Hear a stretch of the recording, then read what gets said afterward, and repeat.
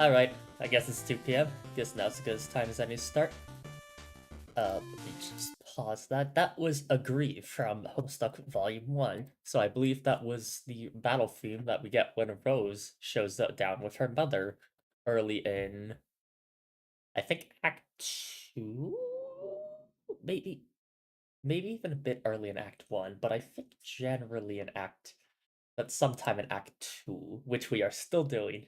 So this is our 4th episode of Homestuck in total. Um, the 3rd of Act 2, since we managed to get through all of Act 1 in one singular stream, and now we have been stuck in Act 2 just due to the varying lengths of these. But this should be the final leg of Act 2. We've generally gone through 2/3 of it already in the first 2 episodes. So, with some luck, we'll get through the final third.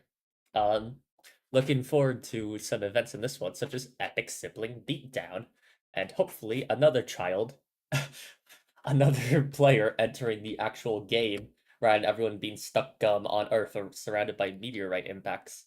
With some luck, we'll be able to get Dave to get his Suburb copy running and get Rose into the game. That's the general hope, at least. I see Dilly's already, so I suppose I can swap over. Glad it fixed itself. I will have to Hello, Dilly. see. Oh, hi, 4. Hi, 4. Hello. I was just talking about the song that played before my stream started. Oh, what did you play? I played song that might play when you fight Sans. Ah, good choice. I was playing Aggrieve from Homestuck. Not sure if you've heard of it. It's this weird little webcomic. Oh yeah, I don't know if I've ever really heard of. Let me tell you about Homestuck. Ah! Yeah. Anyways, without further ado, should we go through our usual beginning of stream affair, that being Slur list, and are we running the undergrad today? How do you feel about the undergrad? I'm good to run it. I'm good to run the undergrad. I'm good to not run the undergrad if we want to do like a stream without him, see how it shakes things up, or keep him here for the most hype stream of the series. I mean, we actually managed to get him working properly last time. It only took it only took until 3 episodes in to get it working properly, so Well, let's get him in here. Let's get him in here, and then I'll read the the list of triggers. There he is. there's that motherfucker. Oh yeah, is my Fugi working for you? Yes it is actually. Thank you for checking though. Of course. I'll read the list of potential triggers in Homestuck. You explain the the undergrad, and then we can get started. Yes. So, 4 and I are playing, or rather viewing, reading Homestuck with the slur removal mod in play. This will replace any and all slurs that were initially put into the comic. In part for both of our own comforts, in part to keep YouTube happy. However, the following is a list of triggers that still exist within the comic. Remember that if you're uncomfortable, you can hop out of stream at any time. No hard feelings, and tune back into both of our VODs, which will be up on our respective channels, where you can skip through all the messy parts. The following is a list of things that is contained within the comic, though not everything, and probably not everything I mention here will be shown in this stream. But just as a general warning that these things may appear in today's stream. Flashing lights, normalized racism, misogyny, sexism, fat phobia, alcohol abuse, drug abuse, major character death, minor character death, parental death, animal death, child death, body horror and injury, torture, eye mutilation, graphic depictions of gruesome deaths, graphic depictions of violence, self-harm, suicide and suicide threats, incest, insects and spiders, snakes, clowns, nudity, incidental, non-consensual sexual relationships, unhealthy relationships, verbal abuse, domestic violence, possession, mind control, male pregnancy, bestiality, war crimes, genocide, and imperialist empires. We are definitely getting some of the abuse ones today. Absolutely. That's if I had to put a trigger warning on the stream, it would be a lot of abuse, specifically familial parental abuse. Yeah, God knows there's going to be a fair bit of that this time. Um, and I suppose I should explain undergrad. I need to write an actual like document for this one just so I can figure out what to say. But to make a long story short, the undergrad is a locally running process and series of processes on my machine that will occasionally listen into us, feed that response to an AI that has been specifically tuned to mimic mimic a character from Homestuck with a few alterations better suited for um well the nonsense that AI everyone knows AI is known for playing out for. So it'll occasionally listen in, interrupt us and start going off on long tangents as it desires to talk about what it thought we were talking about. Again, though, all of this is running locally on my machine, so the only electricity being wasted is my own to heat my room, which is good because it's starting to get cold outside. What's the temperature out there? Wow, yeah, it is getting a bit cold out there. Um, it's it's based on Baba Gaboosh by Doug Doug, and the voice it's using is the ENGB Arum medium voice provided by. Ooh, I didn't actually write that down on this one, but it's in the channel description.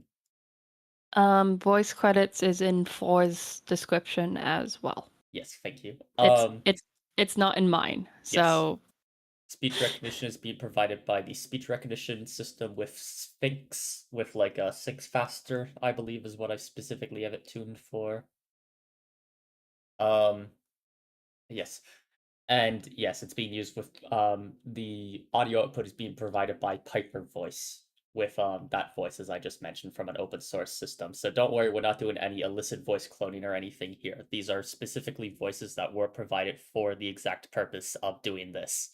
Or like speech recognition, speech audio generation, stuff like that. and is there anything else in our pre-stream preamble? I don't think so. I think that's about it. Then I suppose it's time now, isn't it, dear Four? Episode number me. We're making this happen. We're making it happen. We're both on John turnaround, right? Yes.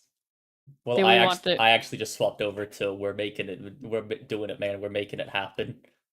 Oh yes, I forgot that was a link. I do. Hmm? Sorry, I just scrolled through the entirety of We're Making It Happen. This website. It's so Dave, shitty. please lend better use of your CSS. Oh, if you actually click on the ad to become a baby, it takes you to a page labeled spoilers that says, "What are you doing here? You have not read far enough to see this. Come back later." So I guess we'll eventually get there. Oh shit, that was not supposed to load yet. Is that supposed to be like? Is that supposed to take you to like something ectobiology related? Mayhaps. That's what I'm thinking, honestly. I hope that is for some Or pornography. something even weirder. We'll find out later, I guess. I guess so. Might have to do with the MPreg and the trigger list that neither of us can remember. Yes, that might have a fair bit to do with it, to be honest. We'll find out. Thank you, Mr. Radiation. Well. Do we want to reread John turn around, or do we Yes. just want to go right? Okay. I suppose we can reread John Turnaround. You are confronted with a pair of enormous foes. This is it. You have no choice but to wage a fierce rooftop battle. This is totally going to happen now, and can in no way be considered, and in no way conceivably be interrupted by a sudden shift in our attention. It's go time. It's time to do this thing. We're doing it, man. We're making this happen. Anyways, I'm gonna stop being the other guy. You stop being the other guy. You're not even sure what that meant anyway. And I'm going to face down my bro and ascend to the highest point of the building in 3, 2, 1, go.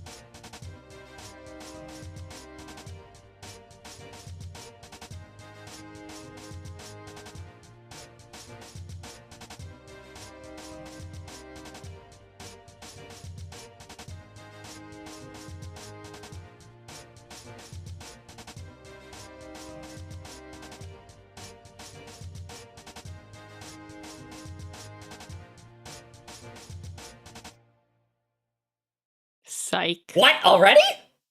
Did we just await double psych outcome? Okay, maybe not yet on her, I guess. But I wasn't expecting. Sorry, I was getting so into that. That's like the sickest one yet. Like that's what it's all about, baby. That's the Homestuck Flash experience. Oh, that was so good. That was The it. piece was upward movement Dave owns by calibration. It's featured only on this page and references Amen Brother by the Winstons. What is Amen Brother by the Winstons? Oh. Yes, what does that do? It takes you to YouTube. Which, yeah, that's a song. Is that That's a a real, song. actual song? Yeah, it takes you to a song that was uploaded 16 years ago. Ah. Which actually is just, but it seems to be okay. Apparently, it's a 50-year-old 7-second drum loop. And I'm just going through YouTube comments. That is the track name. If anyone is curious, let me open up OBS again. And we just got double psyched, which I forgot about that double psych. Yes, I also forgot about that double psych. I wasn't expecting that. When is that? Like, I had my finger over my glasses toggle and everything. Oh, Amen Brother is apparently the spawns from here. Possibly. Yes, like it appears that the Amen break drum solo literally spawns from this track. Okay, so that's what's important about this track. About Amen That's Brother by the cool. Winstons. Okay, that makes sense. Alright. And yes, Dave owns, which many tracks reference that. Yeah, no, that's one of the sickest flashes yet. Like, that's what it's all about, baby. That's the Homestuck Flash experience. That one was great. What a way to That was. start. I loved at the beginning when Dave was just doing like Celodex stuff. Even that was so hype. Mm-hmm. Yeah, no, that was great. We're back in it. And I shall continue, boy. You are now the wayward vagabond. And I shall retreat. Got him already? Okay, fuck, I'll examine the rotten pumpkin in that case. What pumpkin? The website? Sure. Okay, fine. I think he just burped. I think so. He's also pretty cute. Yeah. Yes, he did in fact burp. Okay, then I'll check the little red bar. It appears to be a gauge for a large power cell, perhaps fueled by some type of nuclear reaction. If this is the case, it is relatively low on fuel, but who knows how long it has been running here. You do not care about this sort of nonsense, and you will disregard it at once. You are very hungry. Then I'll capture log a can of gravy then. Capture log, you have no idea what that means. It is total nonsense, you do not know what to make of it. You will not give the foolish notion a second thought. Fine then, boy, I'll pick up the can of gravy. Just pick it up. You just pick it up. You are now holding the can of gravy. I'll use my sharp teeth to poke a hole in the lid of the can, like the broken can opener in the lab's kitchen. Your teeth are useless for this task. They are blunt like that of livestock, presumably suitable for mashed up plant matter and not puncturing metal, much like the broken can opener in the lab's kitchen. I shall attempt to open the can with my weak, pathetic digits. Your weak, pathetic digits are not strong enough to penetrate the can.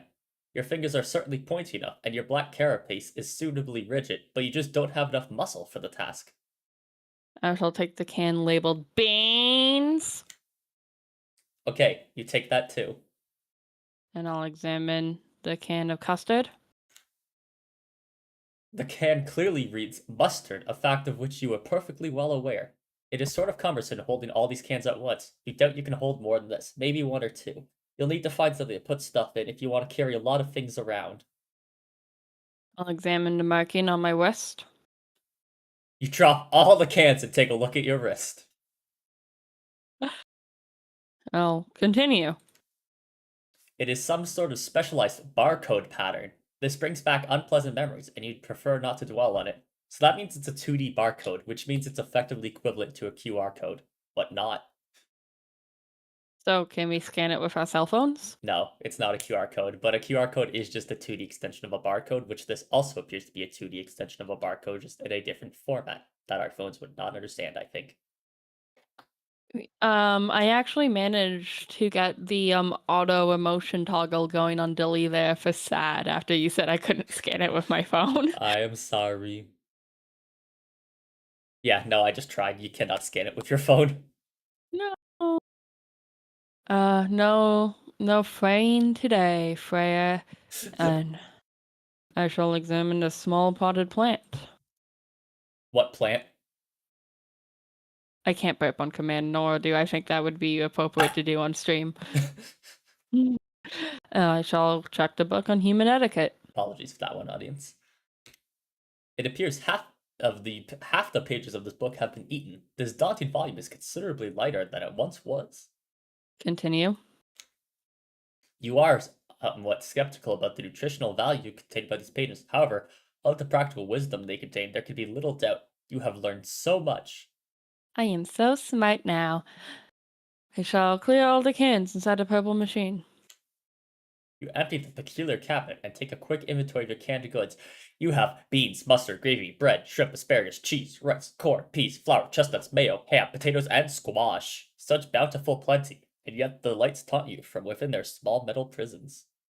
I shall search the room for the broken can opener in the lab's kitchen. You have already looked all over the place for a broken can opener from the lab's kitchen, even making a few electronic inquiries about one as well, to no avail. Nothing else inside the purple object either. Then I'll look for a nearby sharp object. You wield your trusty knife. It is actually you're not sure what they're called. It's an old rusted one of those red mailbox arm swing flappy doodads, either for letting you know there's mail in the box, or maybe for luring the mailman to outgoing mail to be collected. You don't know, really. You've wrapped a little piece of cloth around it for the grip. It is useless for opening cans. Then I'll be the imp. This means nothing to you. You are not an imp, you have no idea what an imp is, and you will not entertain such frivolous and childish ideas ever again. You feel stupid and hate yourself a little for even considering it. Then I'll become the mayor of Cantown. Yes! And get my new name. As the glorious founder and mayor of Cantown, you erect a dignified, majestic city hall out of cans, fittingly capped off with a tome of good manners for the roof. You have given yourself a very official, important-looking mayoral sash made of old cables to complete your look of authority.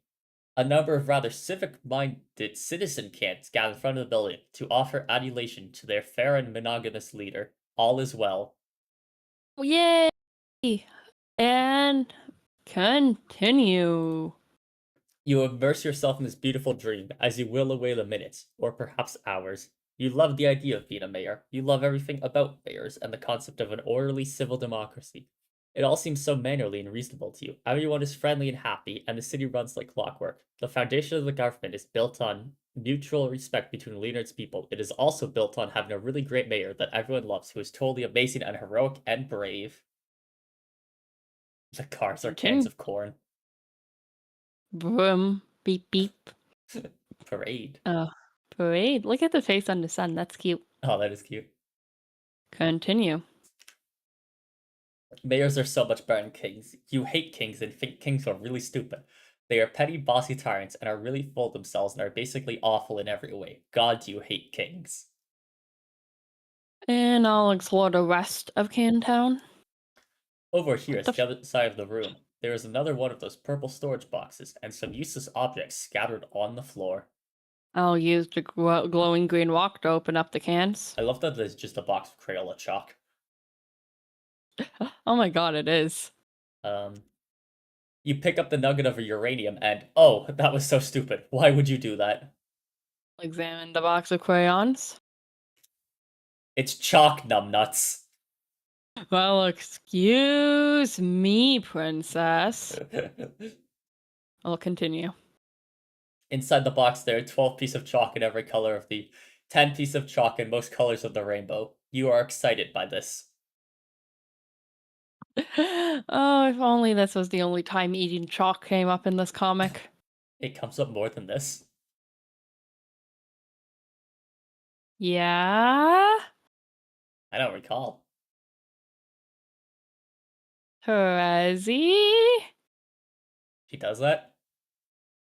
I think so. Doesn't red chalk taste like cherries? Probably. That sounds like something. That sounds about right. Anyways, I'll try to open the storage box.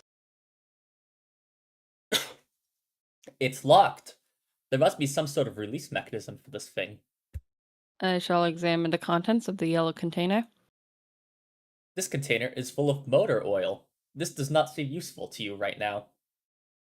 I will rescue that poor lightning bug as it tries to teach me how to dance.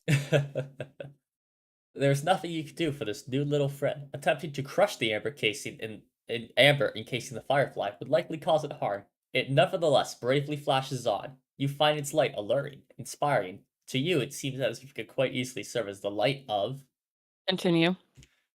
democracy. Woo!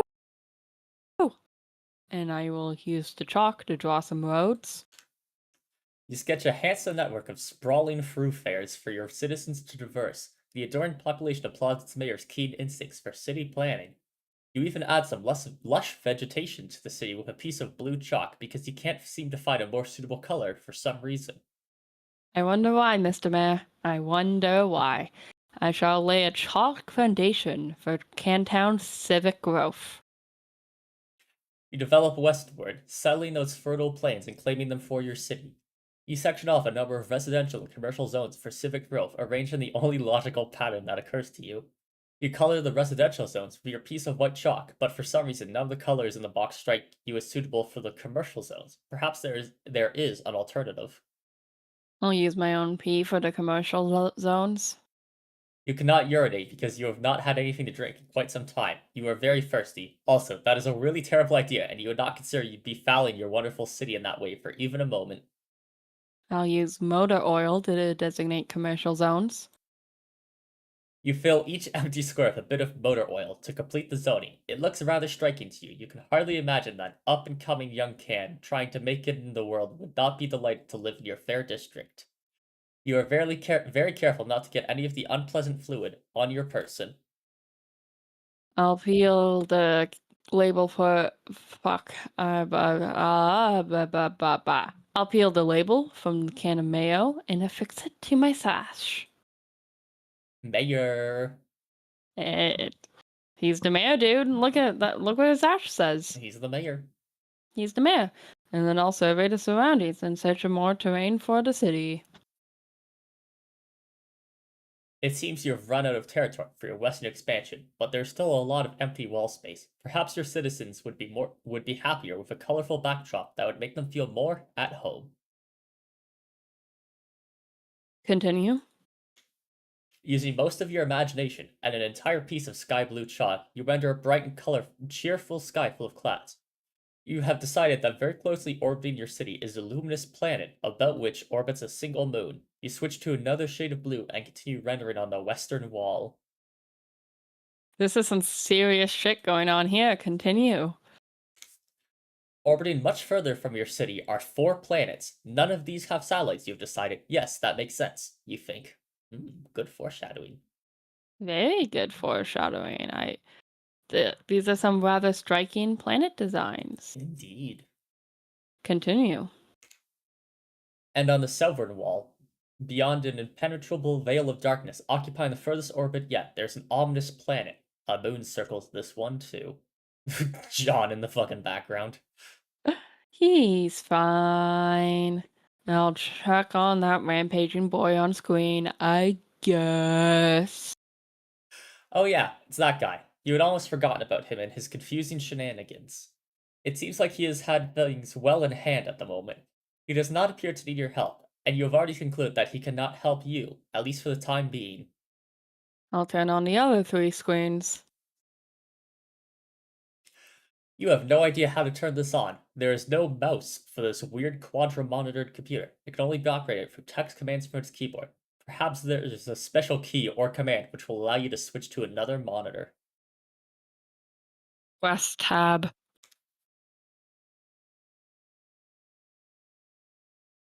Tap. Tab. Continue. Tab. Hold on, I actually have to check something real quick. All good. Take your time. Tab. Tab. Tab. Tab. I cannot find a tab for sale.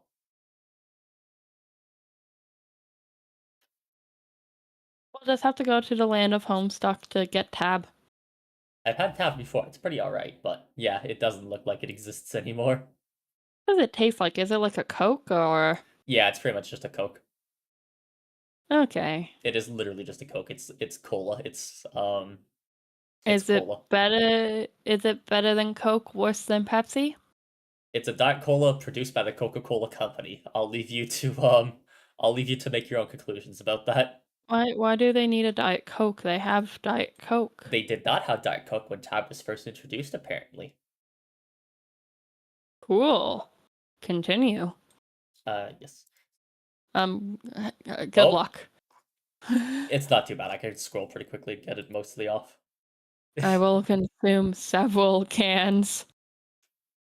You freed the heavenly. 1 second. Now I need So Delicious. Okay. You need So Delicious to cover the soda consumption? Yes, I do. You free the heavenly brown elixir from the jewels of pink carapace and imbibe like the wind. It is so sweet and sugary, you wonder how so much sugar can fit in one can. Whatever mighty wizard concocted this potion is truly deserving of your fear and respect. I'll welcome the rest of the cans into Can City. The tabs are naturalized as loyal new citizens of Can Town. All cans are welcome and equal in the city, regardless of can content and whether empty or full. It's not like emptying a can kills it or anything. They are just cans, after all. I'll hit escape on the keyboard over there. Feeling refreshed and heavily caffeinated, you go back to work on the big computer. You hit escape, which seems to minimize the action window thingy, and reveals a history of all the... Bless me. And reveals a history of all the commands you've entered. Oh, that's pretty cool. Continue. Yes. Oh. Do the pot of vegetable instead. It looks delicious. John, flail about in a distracting manner. Inspect Hag Ash incident. Do again as the purple words say. Continue. Ignore this woman's antics. Indulge your device, but be curt with it. Enough strange poetry from the red text. The purple text is less irrational than the red text. Ridiculous folly. Inexcusable. What color are the words that this chump says? The green text was attractive. Now view the red text again. John, what are you doing? Stop doing nothing. Continue? Troubling. Investigate this. John, pursue adversary into that room. This chum will know what to do. Read your book. Stay wary of these foes. John, turn around. Continue. Continue, continue, continue. John, salvage your weapon and fight on. You said put the bunny back in the box. Now exalt victory spoils are yours. Continue. What about that card? Okay. Gather the scattered bits of your large hammer. Now prepare the hammer. Fine. Now what? The door, John. Look at the door. Incredibly alarming. Investigate. What is this outrageous? Interrogate this mad woman. Continue. Go on. Continue. Continue. Me? Continue. A quest of fertility, then. Continue? Continue? Continue? Yes, I will have to agree with that float hag about that. The hag mentioned cookies. Pursue her. John, you do not say no to cookies. I command you to get them. John, cookies. Now. This impudence is insufferable. Go get the cookies. John, you are stupid. Stupid, dumb. Last time I command you to get the cookies, boy. Mr. John, respectfully that you please stand up. Now, sir boy, flee from this boorish rabble post-haste. Well done, John. Polite congratulations. Now, my civil fellow, I have a well-mannered query to ask. John, might I bother you for a can opener? Fellow John, it appears that we have reached an impasse. The opener dilemma remains unsettled, most unfortunately, but it has been a pleasure nonetheless. Oh, but thank you. Thank you so very, very much, dear favorable small primate. I shall take my leave now. Until next time. You use the arrow key to scroll a bit. You can't believe how much you've already typed into this stupid contraption. What a waste of time. I am sorry that you keep getting characters that require you to read so much. I don't think I had to read all that. It was just fun. Fair enough. Continue. Home. view, switch 2, switch 3, switch 4, switch 1, escape, lock room free, pass, asterisk, asterisk, asterisk, asterisk, asterisk, asterisk, asterisk, asterisk, view, reboot. Boy. You the boy. You scroll all the way up to your first command. It looks like there are more commands above it. Maybe someone's entered commands on this thing before you? There aren't many more. At the top of this list appears to be the very first command. I will type continue Switch Nintendo Switch 2. Mario Kart World. Ooh.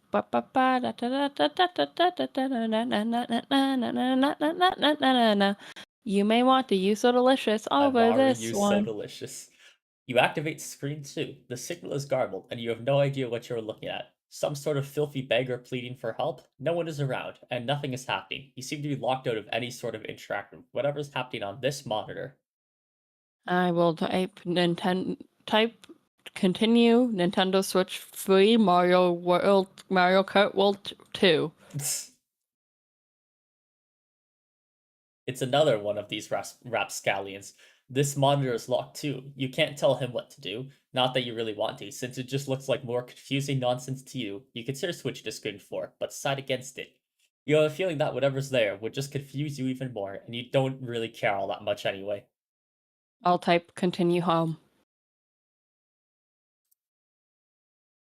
All 4 screens activate. They display a countdown starting at 4 hours and 13 minutes. That's not good. Type continue reboot. You can't. Nothing is working anymore. The timer seems to have disabled the keyboard. Well, honestly, there's nothing else I can do right now. I will be the mayor. Enough of this nonsense. You're an important mayor, and this absurd contraption has wasted enough of your time. You've got a city to govern, with a carapaced fist, which is to say firm yet polished, and supple as the situation demands. Anyway, this will help you kill some time while you wait for that clock to count down.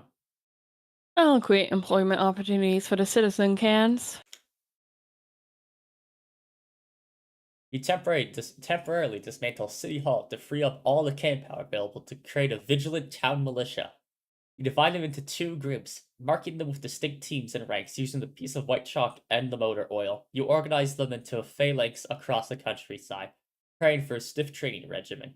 When you are through with them, your forces will be a well-oiled machine. Chalk another one up to bold leadership. My god, he's doing communism. I think I don't. I don't actually know much about board games, but I think that one is called chess, not communism. It's communism. Okay, I will lead my men to victory in 3, 2, 1.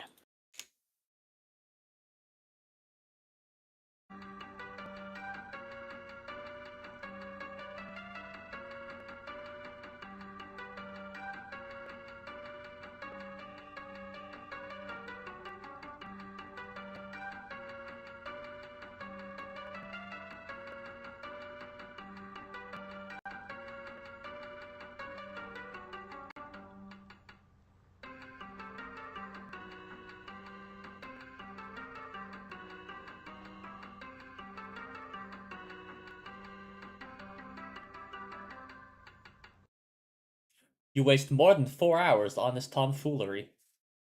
Art the venerable art of booting, that most exquisite paradox of hardware and software reduced now to a tiger's whim. Consider, dear interlocutor, that even the most robust operating systems are but fleeting constructs in the ever-spinning tapestry of time, a tapestry which I in my quiet repose among verdant tomes and antique typewriters do in fact help weave. That tiger you speak of, perhaps a manifestation of those chaotic resins, is that buffet a machine's temporal field, Tiger? much like a pocket What? billiard ball caught in an unexpected spin, leaving you powerless to command the cue stick of your own destiny. If your keyboard lies dormant while a cat lounges, contemplate the larger picture of the city. The meth, the carapace fist all require more than mere keys. It demands an understanding of the continuum in which commands are executed. The well-polished, supple yet firm governance is akin to a precisely struck break. The cue rests steady, the first ball sails, and the others follow in orderly succession. You may feel the urge to censure this situation, but I assure you that time itself might be doing the heavy lifting behind your misfortune. My master, the Lord of Time, enjoys the subtle play of causality, and I am but a modest servant enjoying his game progresses without a single rigged moment. Remember, even a broken keyboard cannot outshine the elegance of a truly orchestrated command. Well, He misheard timer as tiger, which the tiger seems to have disabled the keyboard. Interesting. Oh, he probably got mad because he heard you say this will help you kill some time. Oh no. Oh no, yeah, that would be a problem now, would it? I mean, that was definitely more on topic, and I do like what he talked about with the referencing our own the Carapace Fist and the rules of governance, but it was just a kind of a disconnected mess. Like, it was passable, but not so much. I'd probably give it a C. I was thinking a C, like I think that's a C. I think Yeah. that's a C. Yeah, that one's definitely a C. But like, he's definitely more on topic and more caught up, and he actually caught quite a bit of our speech this time around. Good, I'm proud of him. He's improving. Yes, he's definitely improving. So that's nice to see. I just wish that he could be a little more cohesive in his statements and not just kind of run one into the next without anything bridging them together. I wonder if we can teach him better to use I wonder if we can transition the undergrad. We could probably transition the undergrad. Like they use transition sentences between paragraphs. Yes. I could definitely adjust some of his syllabus for that. To teach you more about that. Mayhaps you yes. I might have you provide a few examples to help with that, of course. Of course, that's what this bug's good at, after all. Indeed. By the way, that song was Vagabonds by David Coe. Vagabounce is featured only on this page, and it is referenced by 6 other tracks. I shall mourn the loss of the Citizen tab that exploded all over me. So I accidentally tabbed into the Sweet Brown Hello Jack, who was just assaulted by, "Aw yeah, bitches." You what? You what? I tabbed What? into it by accident. Tab. Tab. Your caffeinated journey must have agitated all the little bubbles curiously hidden in the liquid, creating too much pressure in the can. You speculated this is why it exploded as you nervously eye the timer. You're starting to wonder what will happen when it reaches 0. Maybe it will be best not to be near it when this happens. Minutes in the future. Though perhaps not as few as implied by circumstance. A peregrine mendicant trundles precious cargo beneath the gleam of the celestially ominous. And now we have A person carrying a lot of mailboxes. Perhaps they are a male person. Perhaps. It pretty clearly says that they're a peregrine mendicant, though. What is a mendicant? Mendicant? I don't. Mendicant? I don't. Mendicant. Mendicant. Living by begging, a beggar. I mean, I think that's what all of them are at this point, to be honest. Well, when there's not much else. That's true. I shall go outside and get some sun. Did you know that Tab was labeled as a carcinogen for a while? Oh. That's it. That's it? Yeah, one of the sugar replacements since it's a diet. Yeah, linked high volumes of cyclamate and saturin with the development of bladder cancer. As a result, the United States Congress mandated 30 studies be performed and required that all food containing saturin bear a label warning that the sweetener had been shown to cause cancer in laboratory animals. Despite this, Tab remained commercially successful and was the best-selling diet soda in 1982. Holy shit. In May 1984, Coca-Cola introduced NutraSweet into the Tab formula, which alienated a significant portion of its market, and resulted in numerous consumer complaints regarding a perceived change in flavor. So you can have cancer in your drink, you just can't change the flavor. That's fine. Well, sounds about right, honestly. Yeah. You are going to go outside and get some sun, you said? Yes, I did. You say a bittersweet goodbye to your beloved city. It is time to move on to greener pastures, by which of course you mean an arid sandy wasteland upon which nothing green has grown in years. Continue. The door shuts behind you. A panel on door becomes illuminated. As you ponder over the marks on the panel, you hear another mechanical sound overhead. Continue. Clank. Clink. Oh, he's locked in. Can't. And continue. The LCD panel appears to have a touchscreen interface. I shall curiously prod the funny-looking spiral graph. It appears the funny-looking spirograph room is locked. Continue. The floor rotates a full 360 degrees beneath you, while the surrounding wall seems to stay put. Whoops. I shall select the triangle fractal. The triangular fractal room does not appear to be locked, and no, I cannot identify what fractal that is, unfortunately. It's the triangle one. It says right there. That's true, it is the triangularly fractal. Continue. The floor turns 120 degrees, and the door opens. Continue.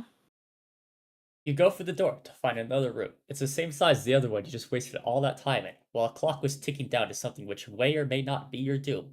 Maybe there is something in here that will help you escape. Against the wall, there is another perplexing contraption. Continue. Against the opposite wall is some sort of control panel, which catches your eye. It has two large screens, but only one appears to be active. There are fields for numbers, which appear to be modifiable, with the dials to the right.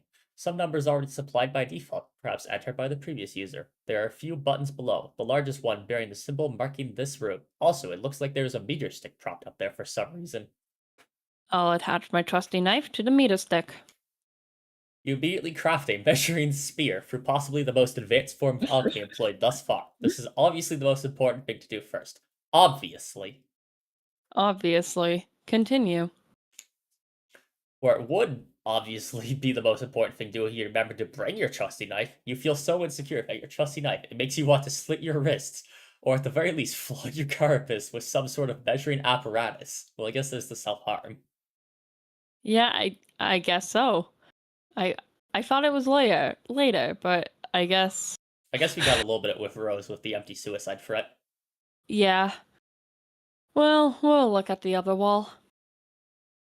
You examine the perplexing contraption across the room. You, of course, have no idea what it could possibly do. You adopt the only obvious course of action, just to poke and prod it with your handy ruler. You are quite sure this is what science is all about. All of us the triangular pattern. You go back to the control panel, which probably obviously controls that gizmo, and push the big blue button, which is obviously probably the most obvious thing to push. Oh god. And then I'll obviously continue. You purify a pumpkin. What pumpkin? It's got a dog on it. I'll examine the pumpkin.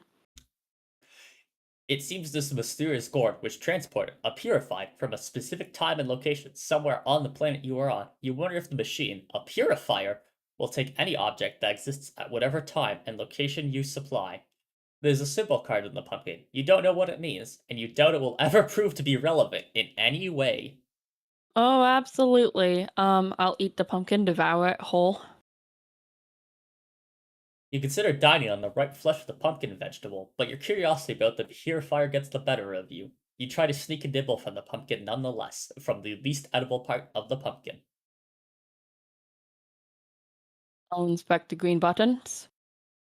You first examine the attractive green buns. The icon for the one on the left is that house shape you've seen plenty of times before. The one on the right, on closer inspection, appears to be a map for this underground facility, with an X marking its center. Press the green button on the right. You push the button. All of the numbers change. Perhaps these are the coordinates for the location of the center of this facility, along with the local date and time. If this is the case, it would make a useful reference point for your current bearings. I'll fiddle with the dials. One way to find out would be attempt to purify something from this facility. It should be easy to zero in on location relative to the center because you have an uncanny knack for tracking precise distances you have already traversed in whatever units you choose. Your handy ruler gives you a good clue as to the basic unit of human measurement. You will go with that. I'll try to purify my trusty knife. You nudge the coordinates very slightly and bump the elevation up by 0.5 human measurement units. You make sure to keep the time approximately what it was to begin with. You purify your trusty knife. That thing was half a meter off the ground. That's a fair bit, actually. Or not too much, actually, now that I think about it. Was on a pile of cans, right? Yeah, I think it was on top. Right, it was like on top of the on top of like the book, I think, as the like centerpiece or something. Yeah. I'll purify all of Cantown. You nudge the numbers a bit more and purify a bunch of cans. This is so much more efficient than walking back to the other room to get them. You are to believe that time is a premium after all. Oh, absolutely. Definitely did not waste 4 hours playing with my cans. I'll disappearify the pumpkin. Does this machine look like a disappearifier to you? Honestly, the idea that a purifier could both appear and de-purify things is so laughably ridiculous. You wish that someone would de-purify your brain and re-purify a brain that is more smart and less dumb. That is so mean. I don't think our mayor has the best self-esteem. No, I think our mayor might be a little fucked. I'll use the trusty knife to carve Spook Schema in the pumpkin. What the hell are you talking about? That idea makes no sense at all and is basically meaningless. Try using that mushy stuff in your gourd next time. Instead, you just carve off the top, exposing a decadent cache of gorgeous seed-laden ambrosia. Needless to say, you consume all of it rather quickly, but it turns out to be too gross for us to watch, which is fair because that stuff is a bit gross. Don't like the inside of pumpkins at all. My biggest issue is just kind of the smell with it, to be honest. It just smells a bit weird. The smell is bad, the feeling is bad, it's all just bad and I don't like it. I'm more or less fine with the feeling. I just have to wash my hands quickly afterwards because, like, getting that stuff to dry on you is ew. Oh my god, it feels like dried up burgers, dude. I hate it so much. Sorry for breaking this up. Bleh. It's almost the season for it. Gotta be prepared. I will move the spirograph switch. You cannot move it. It has a spirograph-shaped indentation and possibly require a special kind of key to turn it. Then I'll purify the firefly out of the amber. Well, that worked. Yeah, now the mayor has the firefly. Indeed. And I'll continue. You release your blinky new friend. You will give her a name when something suitably whimsical occurs to you. I'll adjust the time dial to purify the rotten pumpkin. You and Serenity consider new ways to waste more time with the purifier. You are assuming she is a girl firefly, although you're not even really sure that fireflies can even be girls. You target the extremely tasty rotten pumpkin that was sitting in the other room hours ago. Continue. It appears the purifier cannot purify something if it will create a time paradox. A gelatinous ghost pumpkin purifies and quickly dissolves into a pile of unappetizing sludge. I'll purify the grate over the entrance of the facility. Do you have something on your model you might like to trigger first? Now? Or not yet. Mayhaps it can wait. I don't think now. Alright. Yes. Serenity blinks a message of urgency. You nearly forgot that while trapped in amber, she was witness to all of your tomfoolery and dilly-dallying in the other room, and notice the timer is about to expire. It is time to get this show on the road and escape. You reset the coordinates with the right green button again, and this time only just the elevation by approximately 10 human measurement units. Dude, did we just get dilly-dallying in episode 4? Yes, we fucking did. Let's fucking go! Okay, I'll continue. The great. And I shall hasten to the exit post-haste in 3, 2, 1.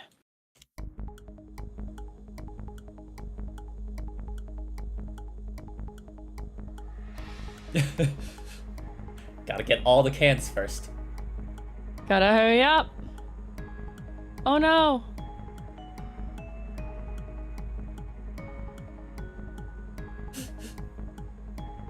Is this really necessary? Yes. This is incredibly silly. How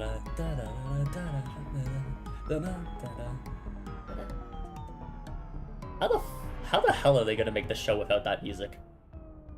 I don't know, dude. Psych? Psych? That was Psych? Suburban Reversal, original by Mark Hadley. It is played only on this page, and it is referenced in one other track, and it is from the unreleased tracks album, which really means that it was not released at all.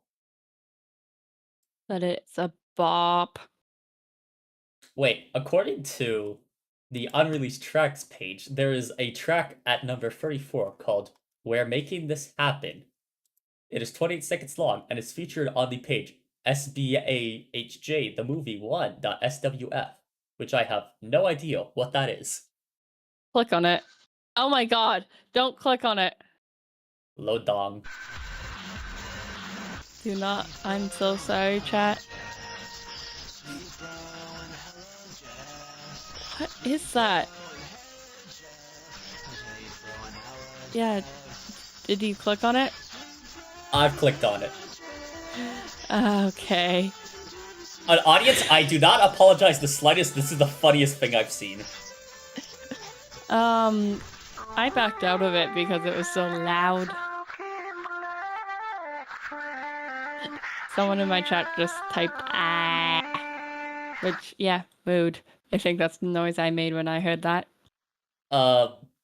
Sorry, they mentioned Jeremy, the token black friend. I was wondering if they were ever going to directly reference the fact that Jeremy is in fact the token black friend, or if that was just going to be an implied joke. I'm a bit disappointed to see that it was actually directly stated rather than ever just being implied. Sadly, sometimes the joke just gets spelled out. Unfortunately. Well, that was a ride. Audience, I am not Dilly. I do not apologize at all for exposing you to that. Sorry. I feel like we're good cop, bad copy in our chats / audience. Mayhaps that is for the best. Okay. Who gets that? Oh, wait. There's no capitalization. I think that's you. Okay. Oh, wait. Unpsych, you attempt the rare and highly dangerous 5x cliffhanger combo and fail. We are doing it, man. We are making this happen. I will ascend in 5, 4, 3, 2, 1.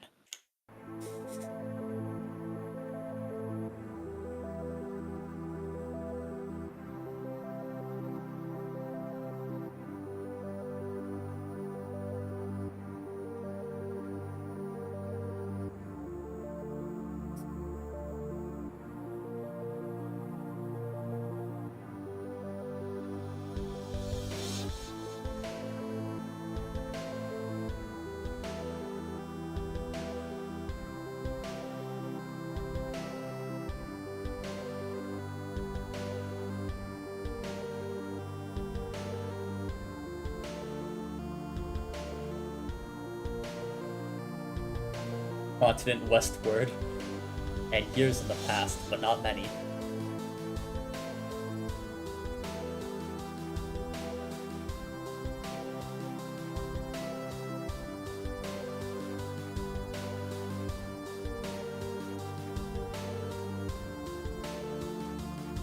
Ah, that's what that was.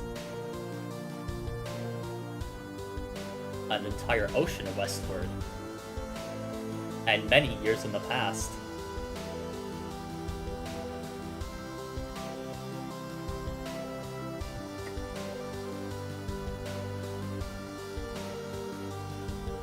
Frog. Frog.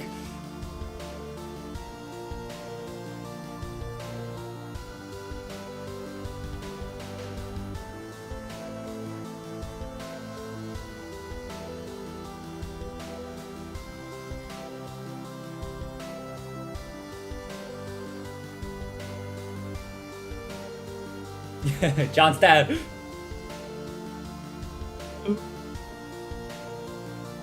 Ah, they used to trick handcuffs to imprison him. A foolish mistake.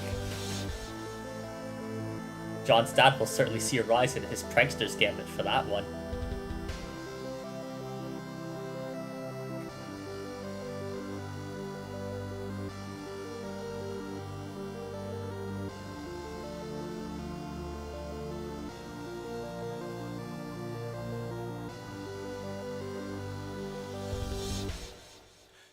There was a lot, and I made a lot of like foreshadowing referential stuff in that one. Oh my god. That was so fucking hype. I'm kind of mad I'm getting hyped over Homestuck, but Same. That one was pretty hype. ooh, that track was Explorer by Buzinkai and Michael Guy Bowman. It is featured only on this page and referenced by 4, 5, 6, 10 other tracks. There's Ooh, also track commentary that we have to finish Homestuck to get. that makes sense. Ooh, I have butterflies in my stomach. Yes, that one was a delightful one. Well, continue. Continue. Oh! Oh, what? Oh, what? Huh? Oh, huh? Oh, That, okay. oh, That makes I don't, sense, but that was a lot sooner than I expected. yeah, that was hype as fuck, but So I guess like, some of that stuff was in Act 3 then. I guess I'm going to have to change my thumbnail. Um, I, I think your thumbnail's fine, just maybe the title. What's wrong with my title? Well, does your title? No, my title mentions Act 2. Sorry, it's my title I'm going to have to adjust. Yes, it that shall be your title. I specifically said I would not mention acts in my title specifically, so I wouldn't have to adjust them. Because once we get to the acts and acts, I don't want to do that. I just want to put a range on my thumbnail or put like the starting point on my thumbnail and call it there. That makes sense. Yes, I suppose that's Act 2, and we are just over an hour in, to be honest. So, want to call a bathroom break, let everyone pee, get a snack, refill water, and then dive right into Act 3? Yes, that sounds good. I'm going to kill the undergrad briefly so it does not fire when we are away, and then I could just manually instate, like, you know what, we don't have to deal with the we'll just reinstate him when we get back. So we'll miss one Uh, undergrad moment, but that's fine. that's all good. He's skipping class one day. Oh, naughty little undergrad. Why did I say that? Why did you say Anyway, it? see you guys on the other side of the break where we will make this happen. Yes, be seeing you.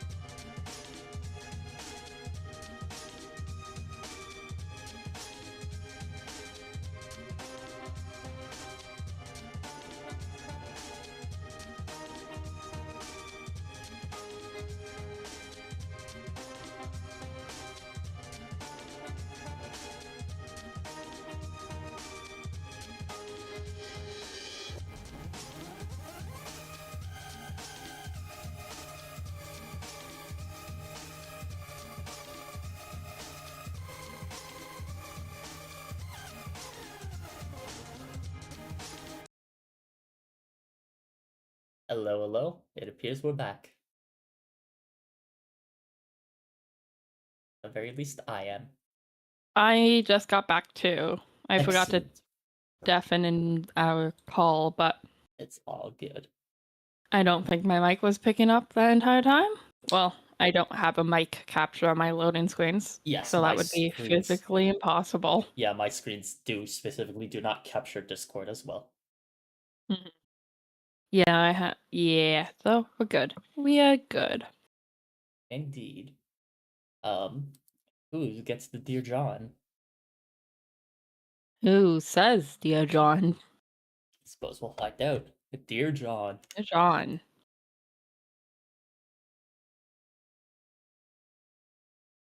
Oh, it's Dad. Oh, I guess I can take Dad. Dear John, you are no doubt reading this as a handsome and strapping young man. Why, the man grit needed to lift this book is a sign of your maturity, not even to speak of the wisdom needed to grasp the nuance of Sassacre's time-tested mischief. I am so proud of you, grandson. That's not John. That's not Dad. That's Nana. That's Nana. Oh, shit. Well, I misread that. How I wish I could have delivered this heirloom to you in the flesh, but I'm afraid it wasn't in the cards. For you see, John, like you, this book must take a journey. Its journey will end on the final day of my life, and even then will continue same. Though I suppose it will be up to your father. Perhaps he will discuss it with you one day when he and you are ready. You are no doubt reading this as a handsome and strapping young man. Why, the man grit to lift this book itself is a sign of your maturity, not even to speak of the wisdom needed to grasp the nuance. Oh, that Yes, I think they it's. had I it. think it's caught. Were you reading it off the image? You Yeah. did very well for reading that off the image. I'm impressed. Why, thank you. I thought it was hard to read, but I thought that was the point. But it is in your journey I am writing about to wish you luck. There will come a day where you will be thrust into another world, and once you arrive, will only be the beginning. You will soon delve even deeper into a realm of warring royalty in a timeless expanse. A realm of agents and exiles and consorts and colonel sprites, of toiling underlings and slumbering denizens. A realm of four will gather, the air of breath and the seer of light, and the night of time and the witch of space, and together they will ascend. Why am I crying? Are you crying? I'm like not crying, but like That is I'm fair. I'm feeling a lot of nostalgia right now. That's fair. John, if only you knew how important you were. I regret my passing came so early in your life. Yeah, I feel in my heart we have already met. But what I know for sure is that we will meet again. Until then, John, I do hope your father keeps you well fed. With love, Nana. P.S. Hoo hoo hoo! Hee Hee hee. Act 3, continue. Oh, Yeah, yeah. it's the beginning of Act 3. A You know silly what that girl naps. means. Yes. A silly girl naps by her flowers. It is quite likely that she tired herself out with a variety of silly antics, as silly girls are often known to do.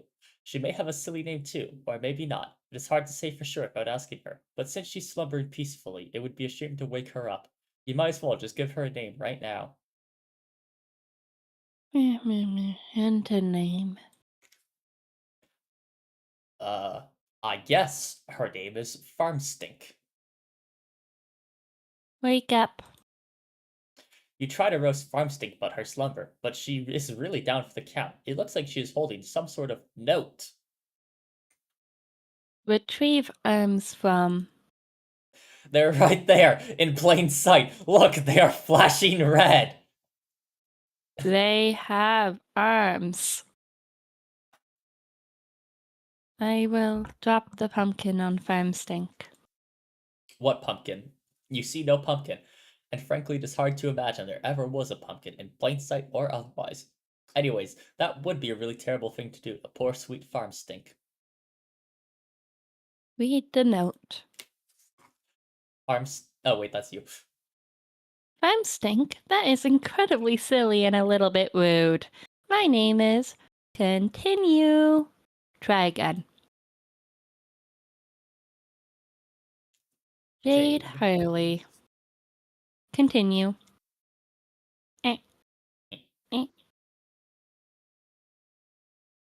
That's not I her will. shirt.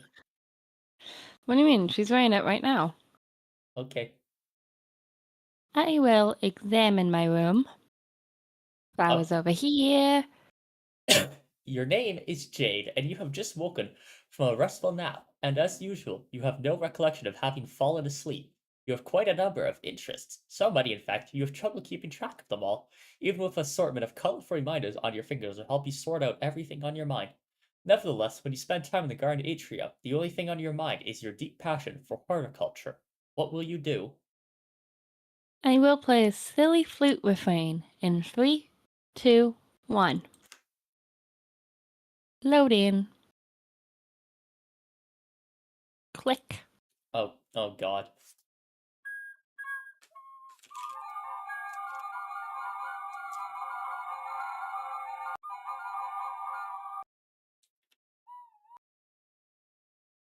Make sure you press Z at some point.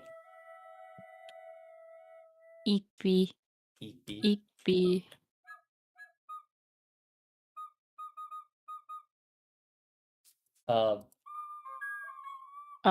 I've lost control over my Homestuck. Okay, there we go. No, you can't click on flute performance. No, you cannot. I guess that makes sense.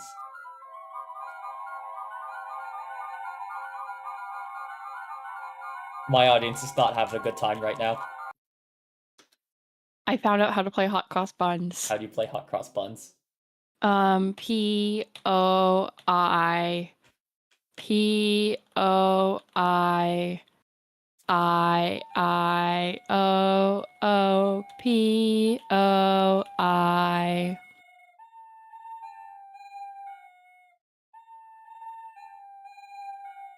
Are you impressed yet? I am. That's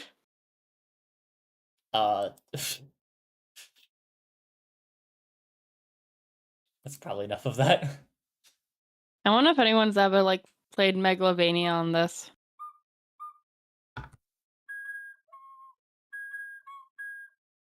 Anyways, continue. Yeah, someone's probably tried Megalovania. Wow, you really suck at this thing. Maybe you should try playing an instrument you actually know how to play instead, like the one in your bedroom. Honestly, you have no idea where this flute even came from. Things seem to appear and disappear around here all the time, especially to your utter chagrin. Any sort of large orange gourd that might be lying around. You consider flowing the fruit down in disgust. I will capture log my flute. On second thought, it was a perfectly nice flute, and there's no reason for you to take out your frustration on it. You just need some practice. But before you capture log the flute, you will need to set your fetch modus first. Okay, I'll set my modus. You have a wide variety of fetch modi to choose from. You were really excited when your grandpa bought you this modus set for Christmas. He is a total badass, even if a little strict. You typically opt for the memory modus when it comes to matters of day-to-day practicality. Yeah, so we're well past data structures at this point. We're just into board game. Boggle. Pictionary. Pictionary seems like it'd be pretty like an efficient one. Pictionary does seem pretty efficient. Monopoly. Monopoly seems like the least efficient one imaginable. Clue, Connect 4, Jenga, Battleship, Ouija? Ouija? Wega. Memory. Select memory. You set your modus to memory and capture log the fruit. You allot 9 cards to the modus from your deck, since that will be more than enough for your needs at the moment. The modus grabs 9 more cards for matching purposes. The flute is split up on 2 blank cards and it makes randomly into the grid. To retrieve the item, you must first pick one card and then pick its matching card. For the typical Silodexer, this modus presents a frustrating guessing game and a lot of wasted time on mismatching, but you like it because you seem to have a knack for always guessing right on the first try. I'll squeal like a pig and fertilize some plants. is an awfully silly idea and is basically a waste of everyone's time. You will predictably disregard this thought and focus on more sensible objectives at once. And continue. Oh my god, this is so much fun.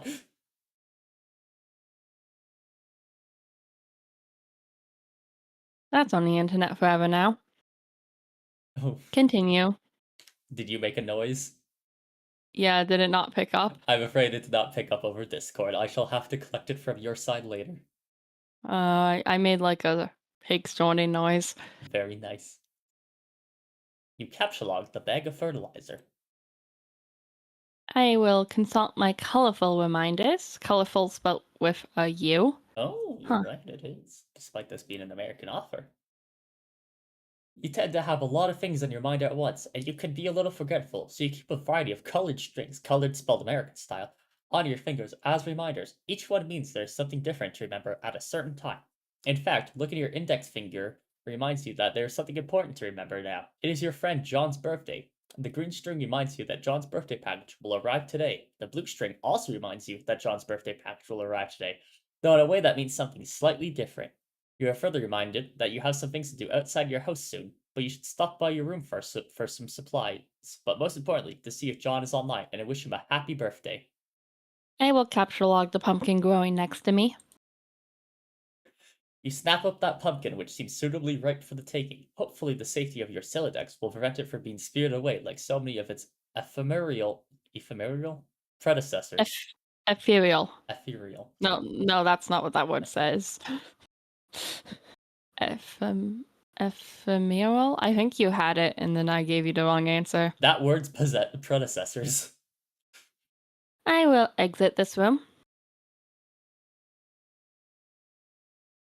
And look at the new design on my shirt. And Yes. then continue. Her design has been changing a fair bit recently. She had the Johns they mentioned in the last couple. Yeah. Yeah. She had the John, she had a leaf for a little bit. She had a pumpkin twice, I think. You make your way to the middle of the garden atrium, where a stairwell joins the 4 atrium wings. Upstairs is your grandfather's laboratory, as well as your bedroom. I will capture log something. Your memory modus is hardly any fun without much stuff in it, so you decide to stock up on fresh produce to fill some more carts. You pick up a juicy red crab apple. Continue. You go pick a nice looking key lime. Why do they all have faces? And continue. Then a delicious mandarin orange. Those are your favorite. Continue. And finally, a ripe Eureka lemon. Sorry, the face on that one got me. Eureka lemon. Ah. Continue. Modus fun aside, you feel it's impossible to have too many fresh vegetables and fruits on hand. I think she only has fruits, because even the pumpkin's a fruit. Isn't vegetable a culinary invention rather than... Yeah, I think vegetable's like a culinary thing and fruit is an actual like scientific thing. So what counts as a fruit and what counts as a vegetable is like completely arbitrary. Pumpkins are fruit. Pumpkins are flutes. Are flutes. Obviously. That makes sense. Yes, that makes perfect sense to me. Yes, let's go upstairs to the bedroom. You almost never use the stairs.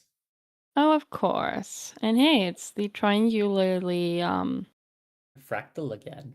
fractal. Yay, continue. You transportalize upstairs. Just above is your room. And I will ascend. You enter your bedroom. On this side of the room, you're immediately confronted with numerous artifacts highlighting your various interests. Continue.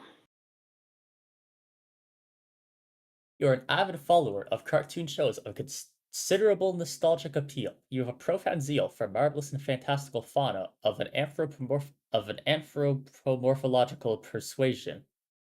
You have an uncanny knack for nuclear physics and are not infrequently can be found dabbling in rather advanced gadgetry. You enjoy sporadic fits of narcolepsy. Your love of gardening transcends the glass confines of your atrium, and you are at times prone to patterns of precognitive prognostication, I think. Prognostication. Okay. You consider very briefly the question, what will you do? but you quickly realize this is only one half of your room and is therefore host to only one half of your interests to choose from. What is that furry thing? And I guess that's the anthropomorphic chose. yeah. I love how she has a little bit of everyone in her room. Like, she has her own magic chest. She has squiggly stuff. She literally has a poster from Dave. I get the feeling her birthday was very recent. In December. How do you know that? Because Rose, Dave, and Jade all have, like, consecutive birthdays in December. I did not know that. Very It's interesting. like December 2nd, December 3rd, and December 4th or something like that. Like, all in the first little bit of December, it's all 3 of their birthdays. Interesting. I was not aware of this fact. Yeah. Poor John, by the way. Yes. I will explore the other half of my room. Over here are yet more articles of your aforementioned interests, and then some. Additionally, telltale signs of your nostalgic television mingle with your assortment of game-hunting firearms. You are a skilled markswoman, although your crosshairs would never sell on an instant creature, anthropomorphically persuaded or otherwise. Your work table is littered with equipment to facilitate your tinkering. For you, experimentation is not a particularly exact science, and you lean heavily on sharp intuition for consistency and eerily optimal results. Nevertheless, you still have not been able to get that broad, flat gizmo there to work, which is a design you have borrowed from one of your grandpa's more mysterious inventions. You are a great admirer of his, and you are not alone. Your grandfather is a world-renowned explorer, naturalist, treasure hunter, archaeologist, scientist, adventurer, big game hunter, billionaire extraordinaire. He taught you everything you know, but in spite of all his lessons, it is still difficult to escape his stern lectures when you are on the way out of the house to run your errands. He spends most of the time in the grand foyer, stewing in his own intensity and charisma. That he sure does, Jade. He sure does. Finally, you have a lot to read. Oh, on the next page? Oh wait, no, I'm just on. I was just saying on this page. Continue. And today will likely be no exception. Among the errands you have planned is to venture out and find your pet and best friend named Bequirrel. This animal must be fed, and he will not be happy if he is not. And if he is not happy, then you will not be happy. Bequirrel, of course, being named after the scientist Bequirrel and also the unit of radiation. Ooh, I did not know that. But first, you should dig out your computer and say hi to John. Now, what will you do? I will retrieve the firearms from my wall. 1 second. Yes, Bequirrel is a unit of radioactivity in the International System of Units, so the metric system. It is named after Very Henry cool. Becquerel, who shared a Nobel Prize in Physics with Pierre and Marie Curie in 1903 for their work discovering radioactivity. Very cool. You equip your trusty hunting rifle. There would be hell to pay if Granddad caught you leaving the house without it. I'll wonder why the design on my shirt changed. There isn't much to wonder, really. You left the wardrobe fire on its randomization setting. Oh yeah, makes sense. Okay, continue. You may contemplate which shirt design you favor the most and commit to that setting in the near future. I will capture log the nearest Squiddles doll and hug it. Just before we do that, I have to see if I'm having a brain rot moment or if I recognize that flower sprite. Like the one on her shirt right now? Yes.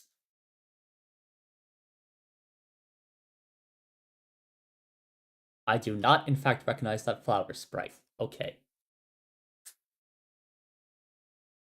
Or rather, the thing I thought it might be is not what it is. What did you think it might be? Oh man, is that the flower from Eversion? Hit indie game Eversion? No. It's not? Okay. No, it's not. Look similar? Just a little bit. Okay, fair. Nothing too crazy. I feel like if it was, that would be like the best day of your life for like yourself from like 8 years ago. Absolutely. But unfortunately it's not. It just looks a tad similar, but I still feel like I recognize that flower sprite. but it's quite likely it was just drawn for this. Makes sense. Just before you can grab one, the powerful electromagnetics concealed in their underbellies become activated, and two of them get all tangled up with each other playfully. Tangled buddies. Oh, she's so cute. She claps her hands together. Continue. Are we gonna ignore the slightly lewd implications of the Tangle Buddies? What? They're just tangled together. I guess. I'm pretty sure this is a conversation that happens in this act. I will save my commentary for you then, because I'm sure you'll be the one getting it. I think so. I will lose interest in fauna and never speak of it again. Oh, but you could never do that. What marvelous creatures they are. What a daring dream, to combine the finest qualities of humanity with the elegance and nobility of the animal kingdom. How you wish you could know their world, to hear one night those muted paw pads trice up your stairs. A low but friendly growl unsettles your stomach, and as the soper seeps from your eyes, they detect a sharp pair of ears cutting moonlight. A mysterious woven tongue invites. Wouldn't those ears suit you? Would not this proud long snout assist you in your hunt? No need to answer. Words slough from the busy mind like a useless dead membrane to a more visceral sapience takes over. Something simpler is in charge now, a force untouched by the concerns and burdens of the upright. That farcical yoke, the bipedal toe. It now drives you through the midnight brush, your paws whisking through creepers, unearthing with each bold stomp bright odors demanding investigation. But not for long, as you and your new friend must claim the night with piercing howls moonward. You eat a weird bug and don't even care. I forgot she was already a furry. Like, I remember a little bit of that, but I did not realize how intense it was right off the bat. Yeah, Jade's a fairy and she ate me. Yeah. It's fine. I completely forgot that. I'm sorry that you got eaten. No, it's okay. It happens a lot. I will pick up my toys. Speaking of which, you pick up and admire one of your Manfro chaps. They are wonderful friends, and are always cheerful and pleasant fellows. Why, dear Mr. Coxcomb? However will you be perceived in the barnyard gala without the trappings of a proper gentleman? Each Manfro chap comes with a variety of accessories, including articles of formal attire, a vaccination kit, and a dishwasher safe slop trough. I remember the trough.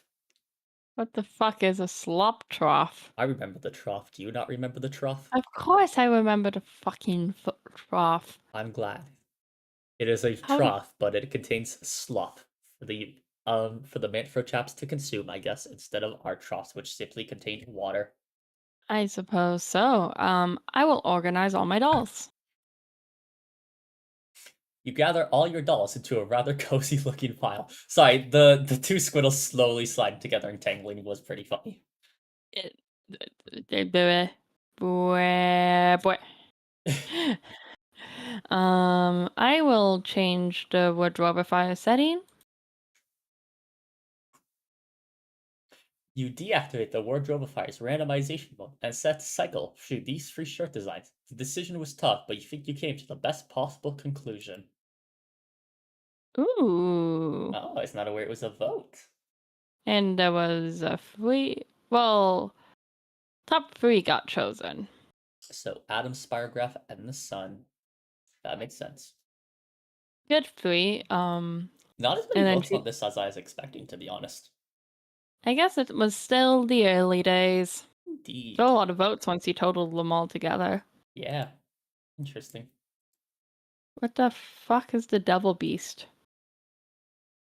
I guess that would have to be the Devil Beast by process of elimination. Isn't that I think that might be the Squiddle. Or no, that's probably the dog thing. Yeah, it's the Beck. Yeah, I'm not even. No. Okay, yeah. It's Beck. It's Beck. I will look out the window. It is another beautiful day in your neighborhood. I wish I knew the Mr. Rogers intro beyond just that. It is peaceful and quiet as usual. A rather imposing volcano looms over your house, which has been inactive for centuries. Though dormant on the surface, the volcanic activity deep underground provides your house with a source of geothermal power. You are not sure why your grandfather decided to drop in the source of energy when he has the unlimited power of the atom at his disposal, but it has been this way for as long as you can remember. You have chalked it up to your family's long-standing propensity for eclectic fursuits. Wait, you mean pursuits? I'll retrieve my fursuit from the magic chest.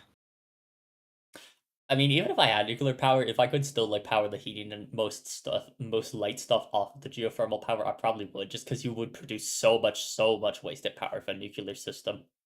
Yeah, exactly. Especially since it's just the two of them living here. Yeah, like you could not like a gram of uranium could go so far, and you'd have to process more than a gram at a time. So I do fully agree with it. Mm. What is this nonsense about fursuits? You do not own a fursuit. You think anthropomorphic fauna are really cute and enchant is all, but it's never occurred to you to dress up as one. Sure, it is fun to imagine what it would be like to run wild with a pack of wolves, or purr and frolic with a litter of kittens, but dressing up as an animal just seems ridiculous.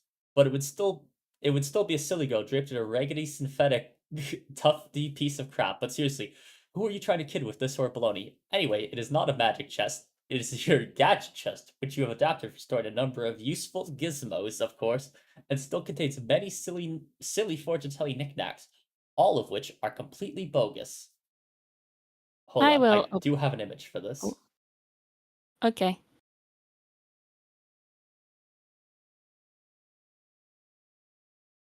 Image sent. I'll put it up. Yes, Copy I link. shall also get it up. I'm gonna make a new browser instance. I'm not going to get rid of So Delicious. Yeah, I've just been making browsers whenever I have to copy an image in. That's why it's not the chest, it's in her silly closet. She is definitely lying there. She thought about that way too much and had the defense at the absolute ready. She has one. It's just hidden. You think she has one? Bro, look at how quick that defense was and how well thought out it was. I think she wants one. But like, where do you get one when you live in the middle of fucking nowhere? That is true. Where would you get one? And none of her hobbies include sewing or making skeletons for fursuits. That is true. So I will open the chest. Among the fortune-telling knickknacks are these items: a crystal ball plus compulsory velvet pillow, a tarot deck, a magic 8-ball, a magic cue ball, and one of your favorite books of all time, Problem Soof. Okay, that's a good joke, actually.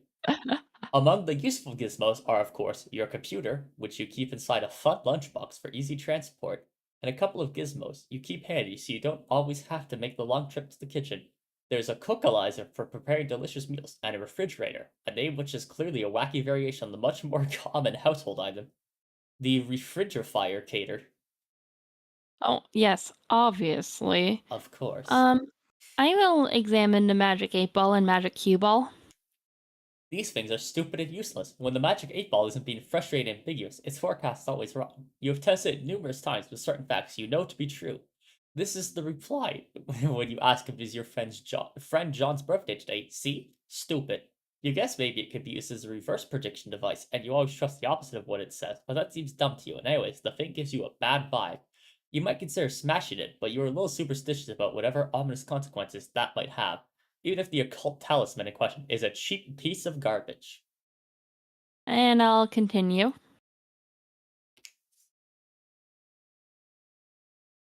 Hold on, I actually want to... Oh yeah, speaking of cue balls. The magic cue ball, on the other hand, is said to make predictions with alarming precision and specificity. Unfortunately, it lacks a portal on its surface that allows you to view the prediction. You put both of these pieces of junk, the magic cue ball and the magic 8-ball, back in the box. I'll capture log the refrigerator. You take the refrigerator. You might as well grab the cookalizer too. No portable kitchen is complete without it. You take your lunch top too, because obviously you're going to be using that pretty soon. Whoops, there goes your flute, but who cares? And now I'll go feed my friend. Before you go to feed Beck, you will need to prepare a meal for him. You clear some space on your work table so you can set up your refrigerator and cookalizer. Continue. Also, when I summoned Scratch, I did forcefully summon him, so he did listen in on us talk about the magic cue ball. Okay. Good. I want to see what he has to say about this one. Just for fun, Jade allows you to take a stab at matching the cards, to use the gizmos. It doesn't present much of a challenge for her, so she figures she might as well step aside while providing a few generous hints. No, warmer, cooler, cold, warmer. Yes, no, cold, ice cold, warmer, warmer. Maybe that you should have that. That's all good. Continue. You have selected the key lime. Way to go. Try again. Why does she have so much rich uranium? She needs it, dude.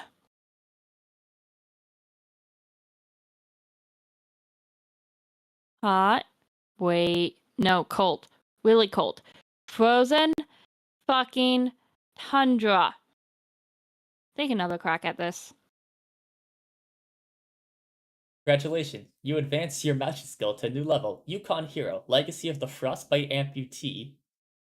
Jade is beginning to regret breaking the fourth wall for this ill-advised escapade. Okay, one more time.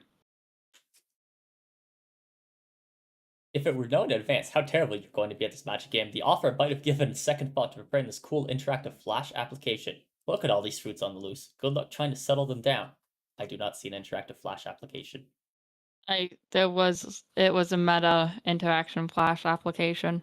Ah, I see. It exists within the narrative as a Flash a Flash, but it's not a Flash for us, the actual player. It's a Flash for the player that is interacting with the narrative. I see. I guess. Not to bug explain the narrative to you. I'm sure you know all about that. It's a meta Flash then, not a standard Flash. Continue. You just deploy the gadgets yourself. Stick the fruits in the refrigerator to keep them fresh.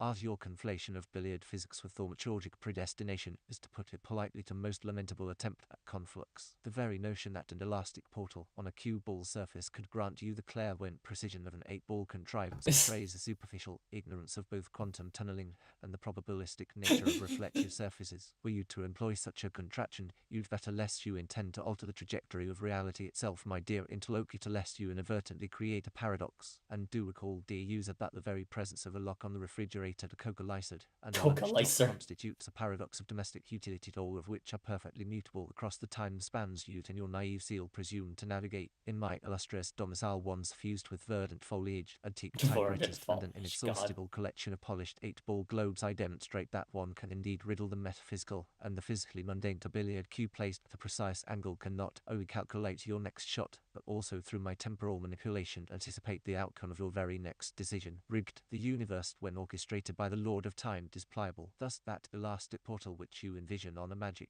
cue ball could very well be a subtle instrument of my grand design to means to ensure that your lunch top remains intact upon the refrigerator's closure. Yet, as always, my dear, I will not lie outright. I will simply hint that the portal might rather be a cleverly disguised means to keep your domestic artifacts safely in their proper boxes, lest the cosmos mystifying your culinary endeavors. So accept this succinct lesson on the interplay of billiard physics, esoteric portals, and your kitchen paraphernalia. Every object that you misplace is a potential riddle of cosmic significance, perhaps a subtle cue in a large pool table that I play upon. Remember, my dear, that you may think you are merely arranging items, in truth you are shaping the very threads upon which your master Lord of Time drapes his destiny. Thus, you might as well let me handle those boxes. After all, my elegance and my penchant for the finer things ensure a flawless arrangement. Oh my god, that was good. He actually did everything properly that time. Oh my god. That was awesome. That one was excellent. I'd say a solid B+. Went on a bit long, but that's the thing all undergrads do. Bit long, but he did really hit with the magic cue ball, saying that like a portal on the surface would be just foolish and shows that an ignorance of quantum tunneling and probabilistic nature of reflective surfaces. Mentions the refrigerator. We have to deduct points though, because he said our master, like he implied that we are also servants of the Lord of Time again. That's true. I don't appreciate this indoctrination. Fair enough. B+, I'd say. B+. B+. Good one. Continue. You take a look at the refrigerator's rotary interface. You wonder what he is in the mood for today. I'll press the steak button. Oh well, it's a rotary dial, so there are no buttons to press. Whatever, that doesn't really matter.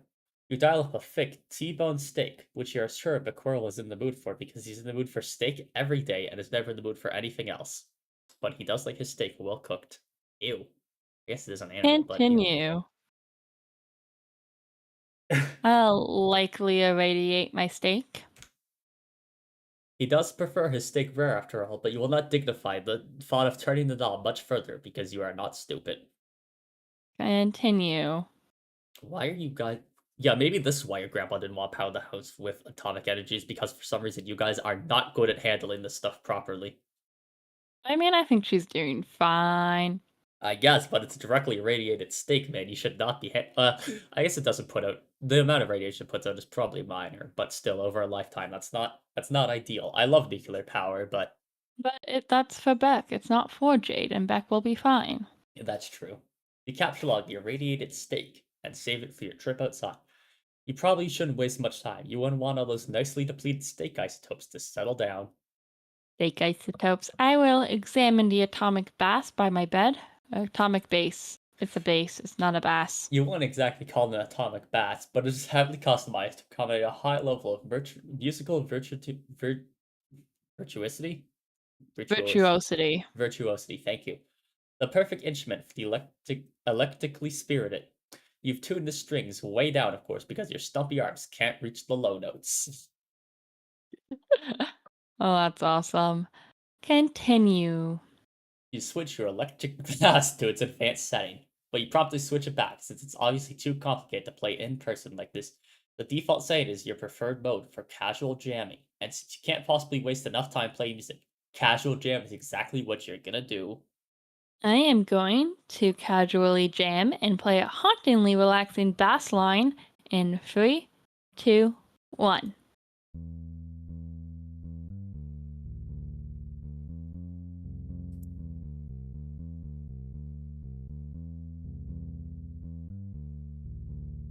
I just heard music make plant grow.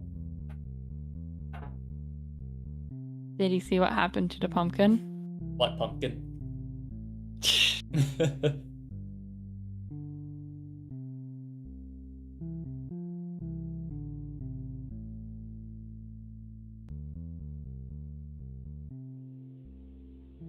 Now Frog. that looks familiar now, doesn't it? Frog. Airplane. Frog. Package. Box. I will capture log the bass. Also, that track was garnered by Steve Everson, appearing on Oh, this yes. page and referenced by one other track. Very nice. You take the portable amp from the wall socket too. I will open up my lunch top. You like to make yourself comfy in your plushie pile before getting down to business with your computer. And now it's time to get down to business.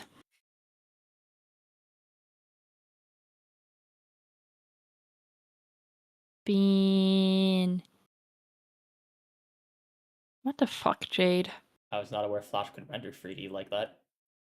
No, but that looked very Arm. cool. Arm. Arm. Huh? Top left at the end of the Flash. Nice.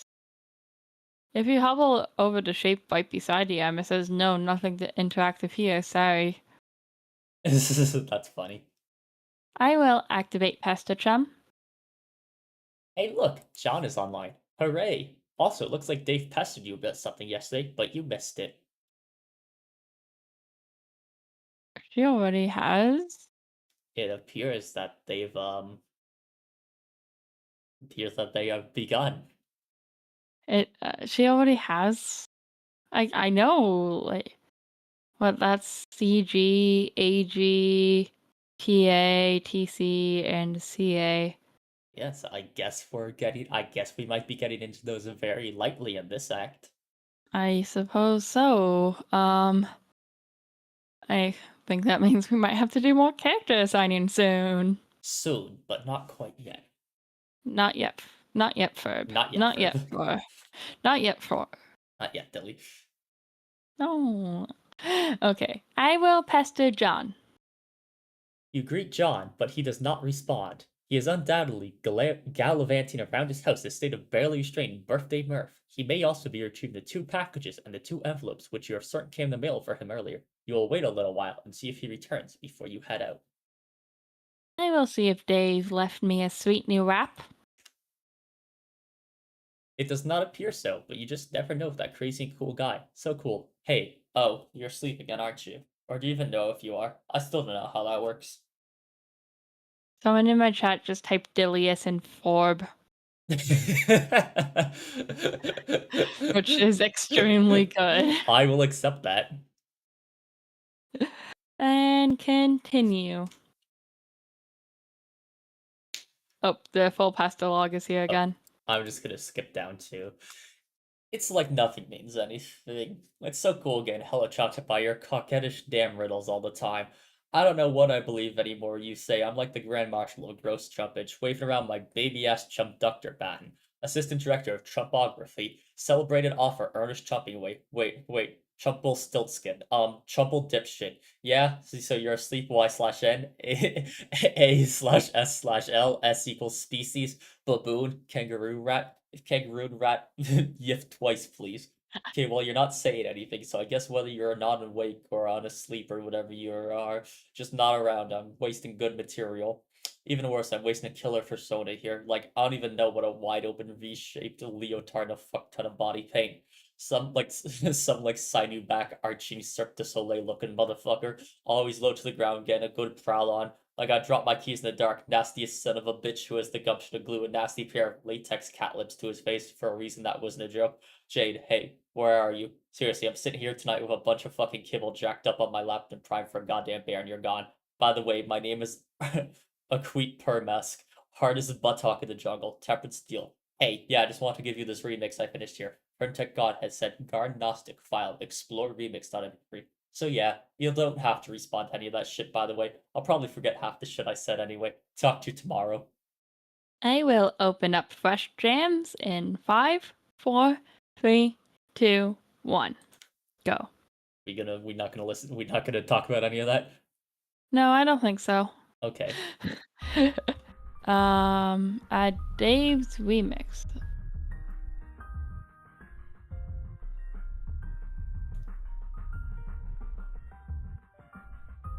So the Explorer remix sounds like. Oh, that the Explorer was what I guess we just listened to. Yeah. So. Ooh, chrysanthemums is really good. What is oh god, what? But let's find out what oh god what is. Oh, It wait, goes wrong off.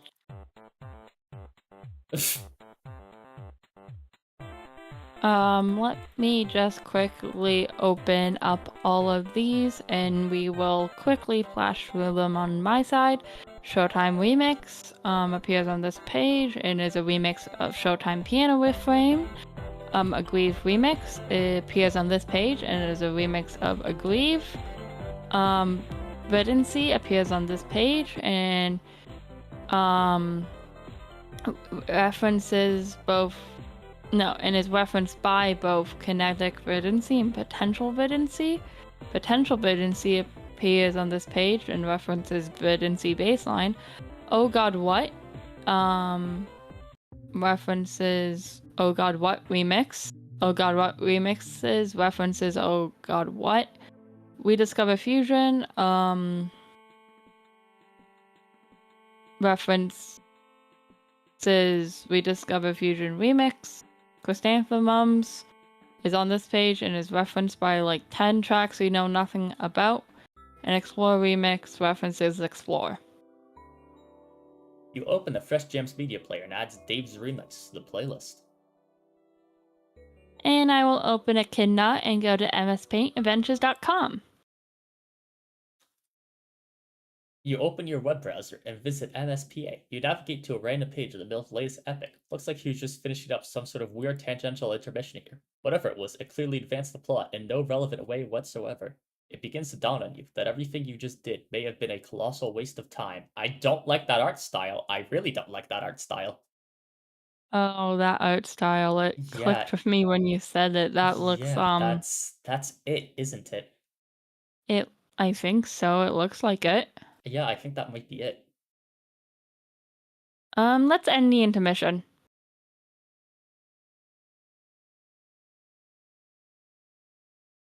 Midnight And Crew, Act 1031. do you want to count us down? Sure. 3, 2, 1, go. Loading.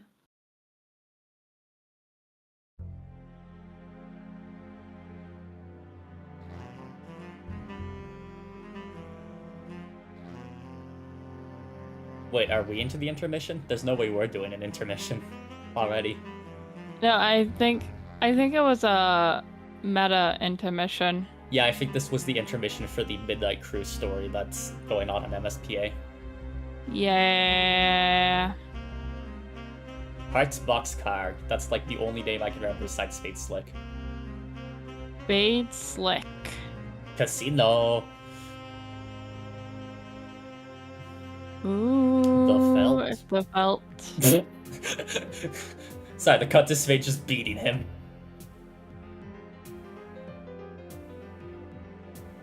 It looks like Spade's doing most of the work right now. It does appear to be that way. Hey, that's a prom sleuth gang.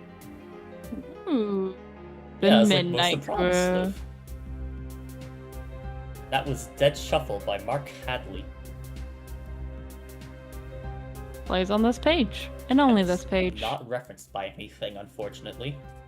You Okay, would that think was- Black would reference that. Oh, probably something then. Well, like, probably, yeah, you would think that, huh? I don't know what I just said. Oh well. Continue. You've killed a little time, but still no sign of John. I will pass to Dave. Hi, Dave. Hey, sup? Not much. Sup with you? Whoa. Hee hee hee. Haha, good one. It's alright, being chill, I guess. You know how it goes. We ain't feeling cool today, Mr. Cool Guy. Oh man, you know it. So cool. You know, shit is ice cold up in here. Shit is wicked bananas, I am telling you. So have you talked to John today? Yeah, we were just talking a while ago about how he sucks this Siladex. Can you believe he still uses Stack? That kid is ridiculous. Lol. Well, that doesn't sound like much fun.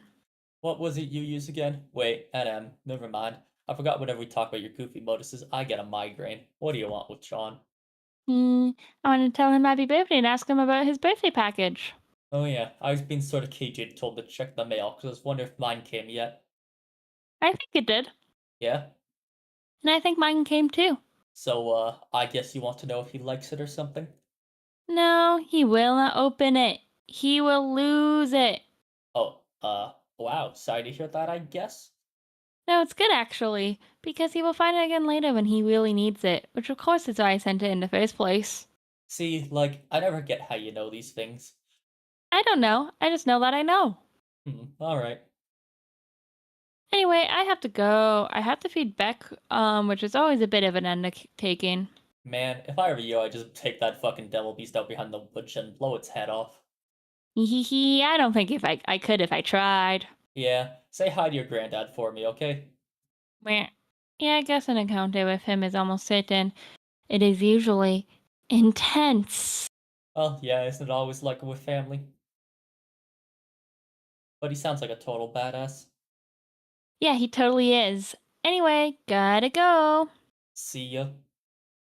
Mwah. And, that Ooh, is quite the command we have there, yes. I shall isn't it? strife in 3, 2, 1, go. Oh, God.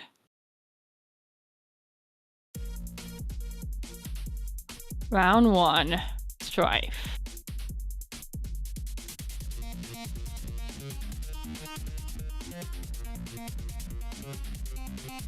How was he moving that fast? Whoa, dude. That's just whoa.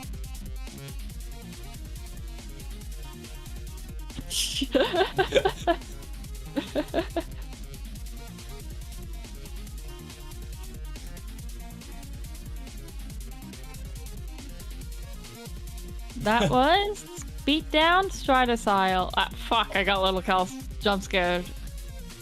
Fair. It is featured on this page and referenced by a couple dozen other tracks. Makes sense. Continue? I guess that's your continue. Oh, okay, I just got the lockout jump scare myself. Ah! Continue. It happened again. Oh, no, it's back to you. Rose is online. Okay. I'm continuing off that page. Oh. I'll pester Rose. Oh, God. You get to do this for once. I require a font of frightening accurate, yet infuriatingly non-specific information. Do you know where I can find a wellspring of this sort? Yes, okay, but we can't talk for long. You have plans?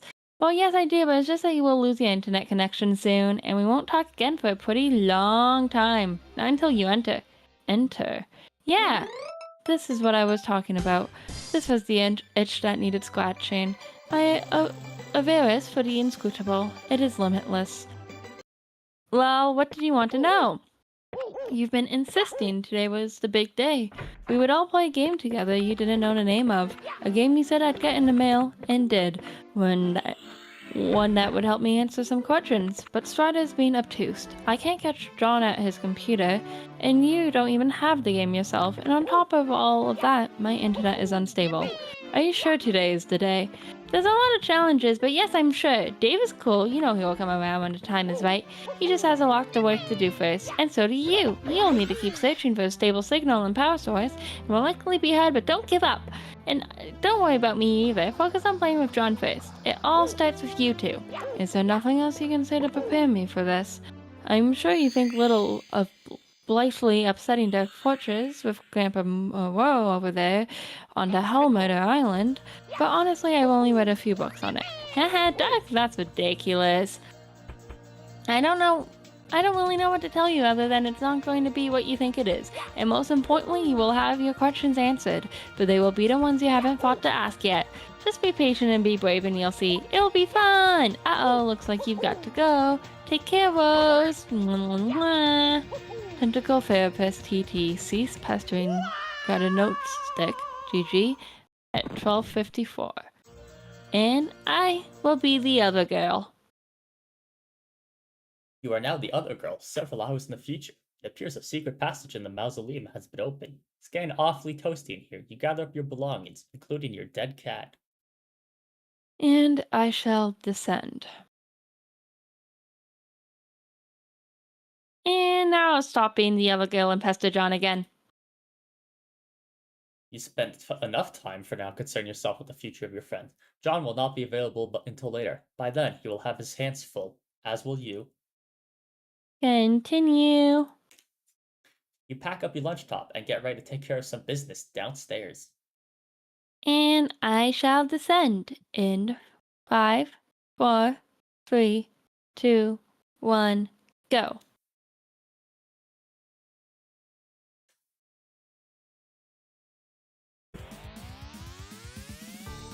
Try as you might, you can't stop your mind from drifting to the fate of your friends.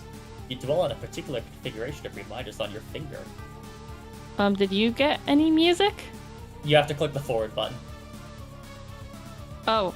Oh. Yes, that's important. Strife.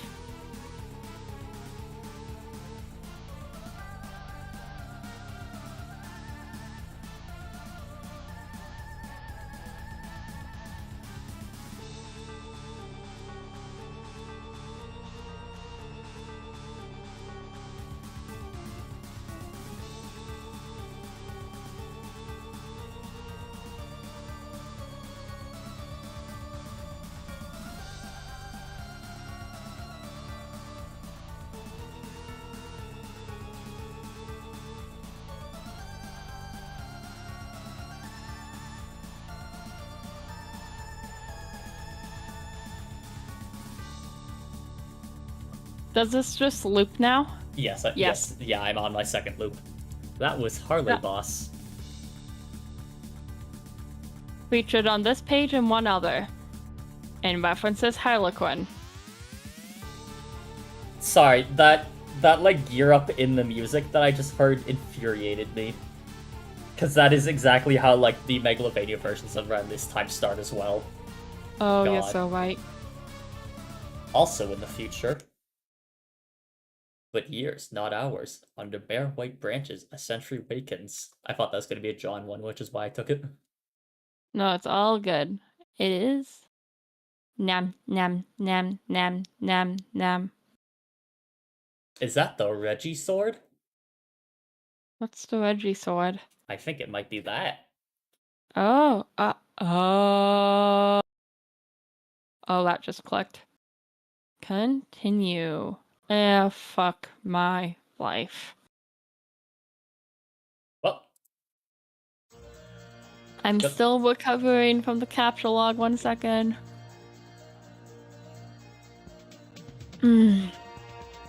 Z001. Some stuff about capture codes and punch card alchemy. Is anyone actually reading this? Or are they all dead? I don't know if anyone beside us is even alive and playing the game, or if anybody really cares what we have to say. Oh wait, this isn't me. Wait, what? What Rose said. This isn't me. Oh god, is this me? I think this might be John. Wait, let's... Yeah, scroll all the way down. Oh, fuck me, it is. Oh.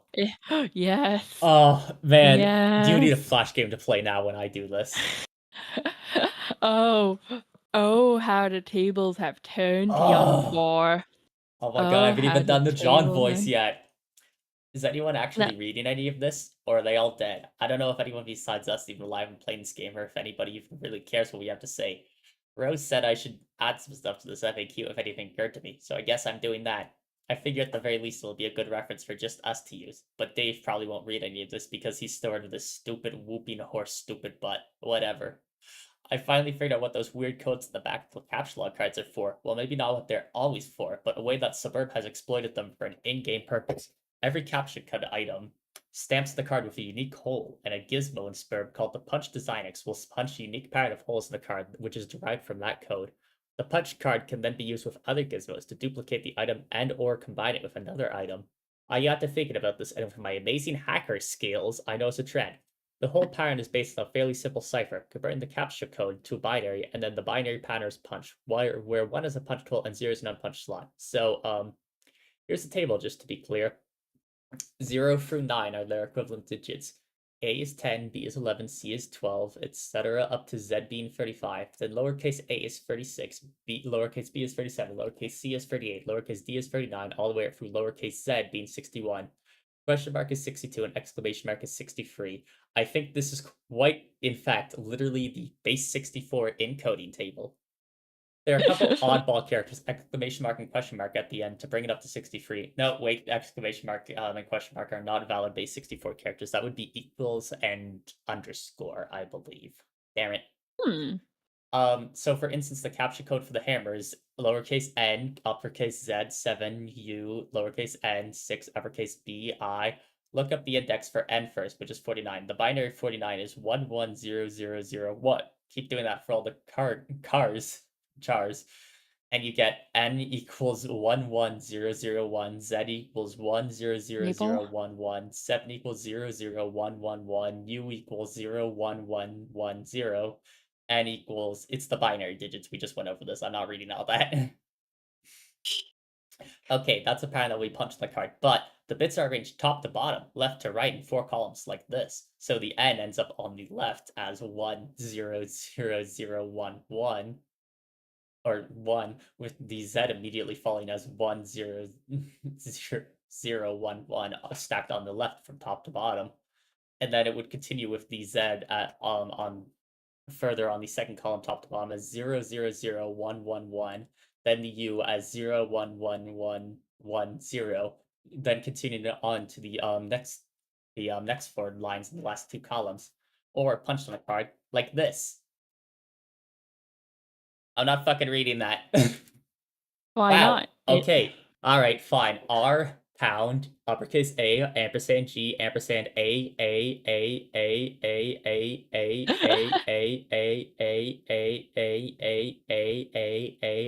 ampersand G H at semicolon H 9 X H ampersand H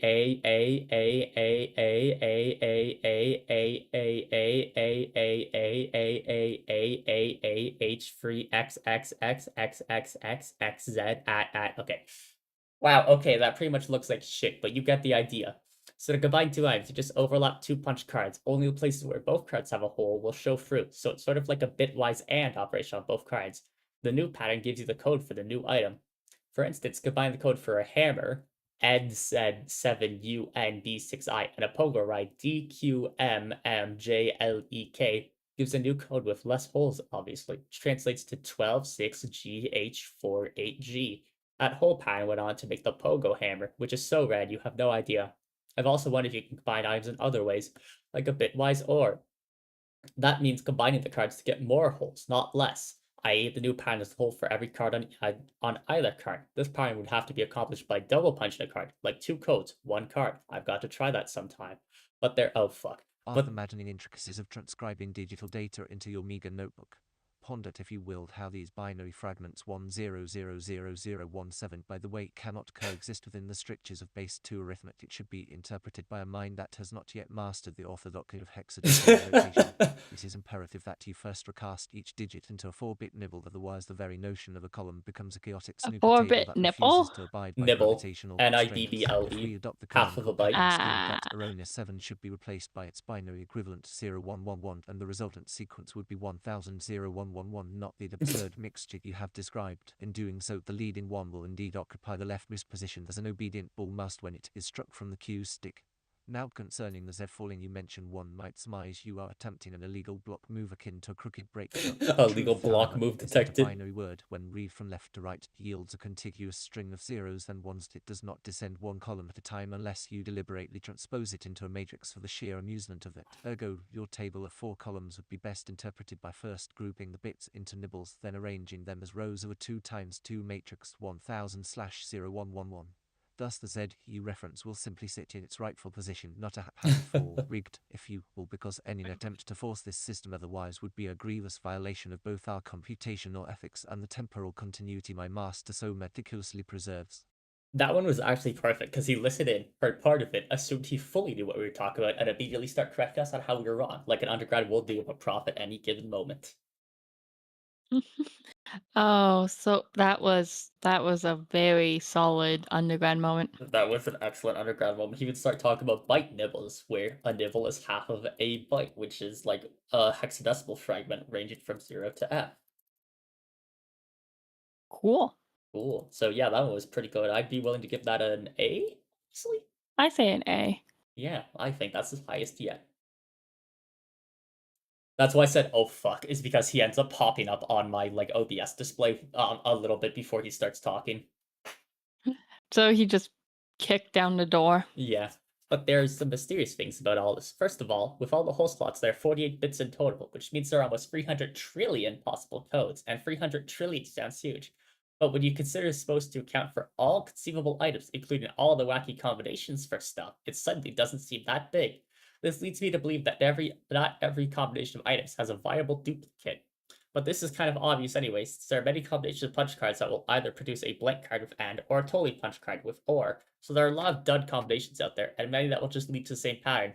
Like for instance, a gun and an atom could just make some sort of ultimate death ray, but for that matter, a shoehorn and a potted plant could lead to the exact same pattern. So weird. Also, it seems like combined items will always have patterns with either much fewer holes or much more holes than ordinary items, which will occupy the vast median middle of all possible patterns. It is strange and counterintuitive that more complex objects have simpler patterns, but hey, there you have it.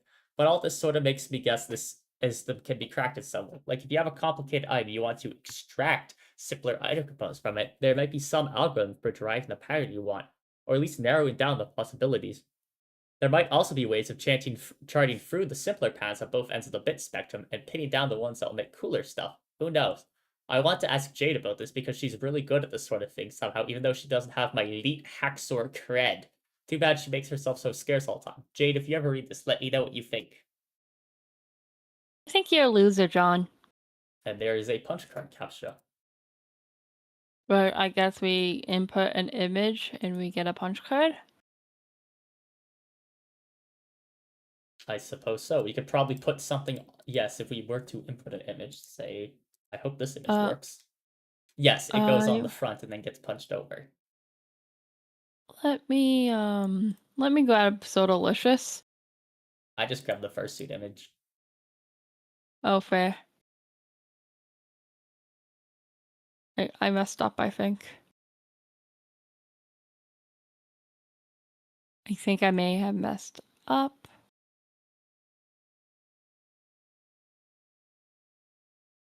Yeah, it's not working for me. Odd. Maybe the URL's corrupted or something. Yeah, but I can punch the cards. Yes, I can just tell you it just puts the image underneath where you can punch the holes. It's not too interesting. Okay, fair. Look at full screen if you want to see that happen. I'm just punching holes and looking at the different combinations. Yes, it does appear to produce a fair variety. Alright, that's cool. Ooh. Thank you, Gankwo, for the punch card calculator. Yes. Continue. That's you, I believe. Yeah. Continue. I have entered the laboratory. Oh, wait, no, that's you. Shit. You enter Fuck. the laboratory. It's all good, do not worry. I'll look for mad scientists. There are no scientists to be found, mad or otherwise, or anyone for that matter. The lab appears to be deserted. There is a kiosk, however. Continue. Where? Oh, that's a lot of green. Continue. It looks like this kiosk monitors the lab's enormous hub grid. And I will transportalize as far down as I can go. This is as far down as you can go. The grand foyer is still a few floors down, but the transportalizer on that level is blocked by one of Grandpa's impressive big game trophies, and you just don't think he would cotton to someone moving it. Speaking of which, here are some of his trophies now. He has a million of these ghastly things. You really dislike them. Your guardian collects stuff? Terrifying. That's actually how all four of these kids met each other. That would make sense. On a form for my parent keeps buying me weird shit. My parent thing. And I will proceed. You hop down a level. Granddad also liked to accumulate valiant knights from his travels. These are pretty cool, you guess. I'll keep going. Oh yeah, how could you forget about his stash of decrepit mummies? God, you hate these things. Was he part of the British one of the British fleets into Egypt? Why does he have all of the mummies? Well, I mean, he is English. He is English. He's whatever didn't end up in the British Museum whatever didn't end up in the British Museum, eaten by white people was eaten by white people, ended up here. Did you get my pun? He is English. Yeah. Yeah, that's why I mentioned the British Museum. But Yeah. not that kind of English. Oh fuck, you're right. Oh shit, I missed that. I did miss your pun. You're right. My apologies. It's all good. That's I figured. Why, thank you. And I won't stop going down. It don't stop. What is this? What the fuck, Grandpa? What Why the are they fuck? blue? I know why I'll they're keep blue. going down and continue. This is your grandfather's collection of what he refers to as his beauties. No lovely lady would be fit for his collection unless her portrait has spent at least 20 years bleaching the front window of a beauty parlor. A sort of establishment he's plundered no less frequently than ancient tombs. You guessed they were sort of like your sisters while growing up, and you were always encouraged to look up to them. They are awfully pretty ladies, you suppose, but it was hard to get as excited about them as Grandpa. Jade, study hard and keep your rifle at the ready. When adventure summons, I know you will rise to the task and take your rightful place among the daughters of Electia. At Old Cooch there is a bag of wind. And I shall complete my descent. Wah. Fucking thing. Wah. And continue. And it's one of the web browsers. It is. You reach the ground level. This is the stupid thing blocking the transportalizer. It is unspeakably hideous. Down the southeastern hall is a grand foyer. You'll have to cross through it to leave the house. And I will go. Continue. Looks like someone's pestering you, even though you thought you logged off. And I will answer. Oh god. Oh god! Oh god. Oh god. Oh god. Oh fuck. Oh shit. Oh fuck. Oh god. Oh shit. Oh fuck. Oh god. Is it actually time right now for this? Fuck. Fuck. Fuck.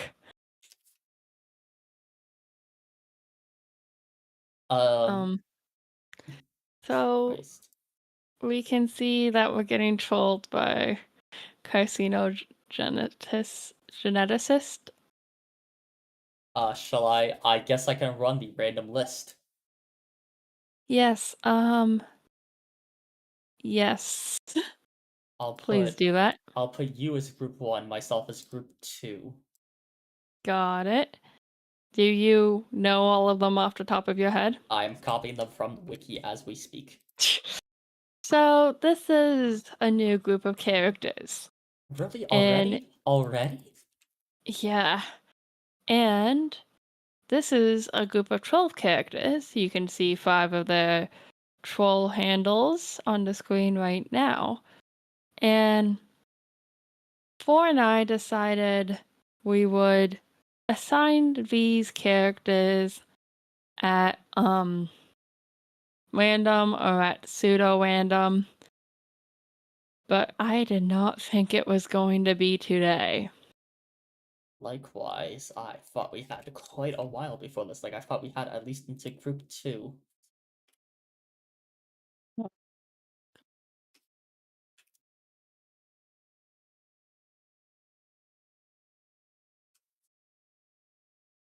Okay. Ah, shit, that means I'm up. Yours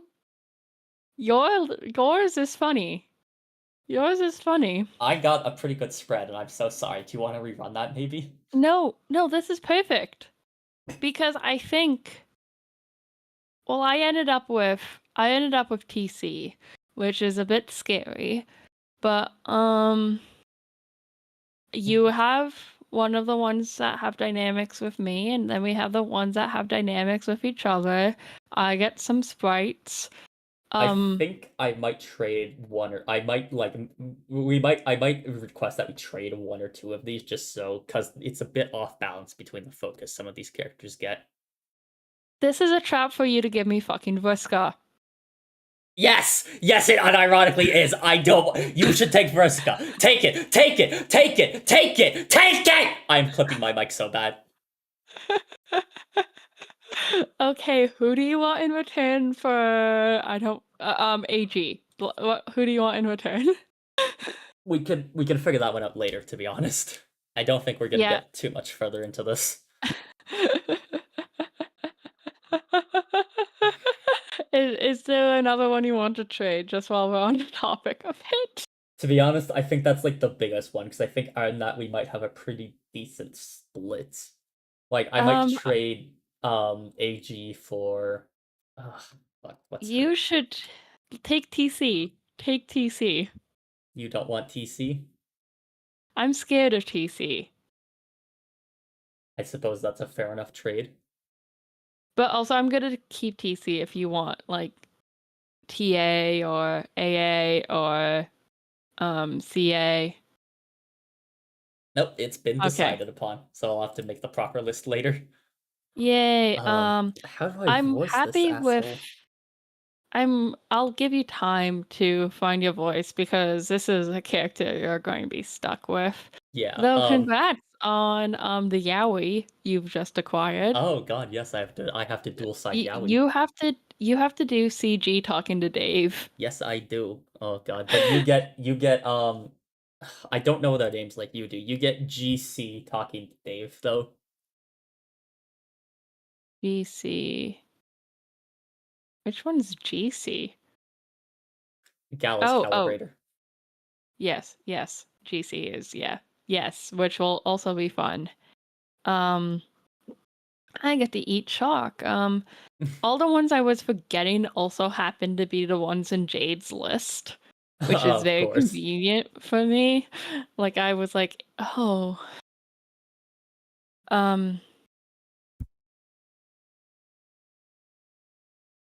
Oh my god, this is exciting. This is kind of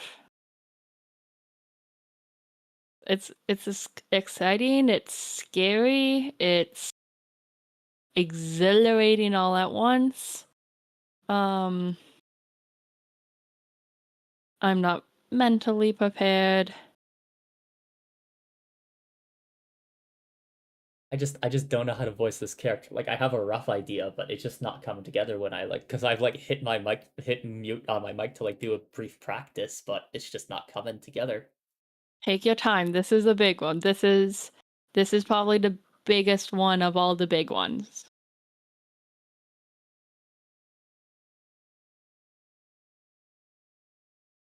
I think I have it. I think I might have it. Okay, are you ready? Yes. Hi again, idiot. Oh, I want to punch you so fucking bad. Oh, I want to punch you. Oh no. So I guess today is finally the day you fuck everything up.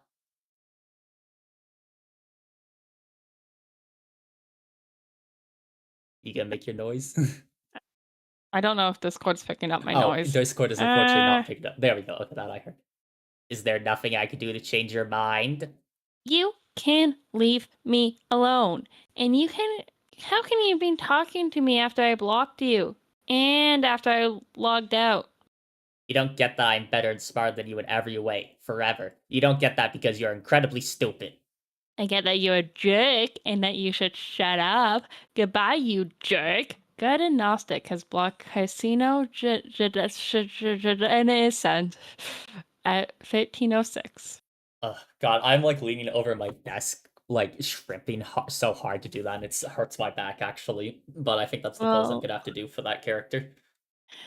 oh god, it made me want to like run across the lab and just punch you. I think that means I did well. Yep. And disregarding all that, I shall look at that kiosk. It looks like a mapping of each hub's index. It looks like one of the hubs was recently unlocked. I shall go to the center and do a goofy dance. At the center, you find a little stage that looks perfect for supporting a spectacularly silly dance. Or it would if standing on it did make you a little nervous, and also that didn't sound like a bad idea given the circumstances. It looks sort of like the various contraption you've been deploying in John's house. You wonder what it does. I will attempt to plug my laptop into a nearby hub.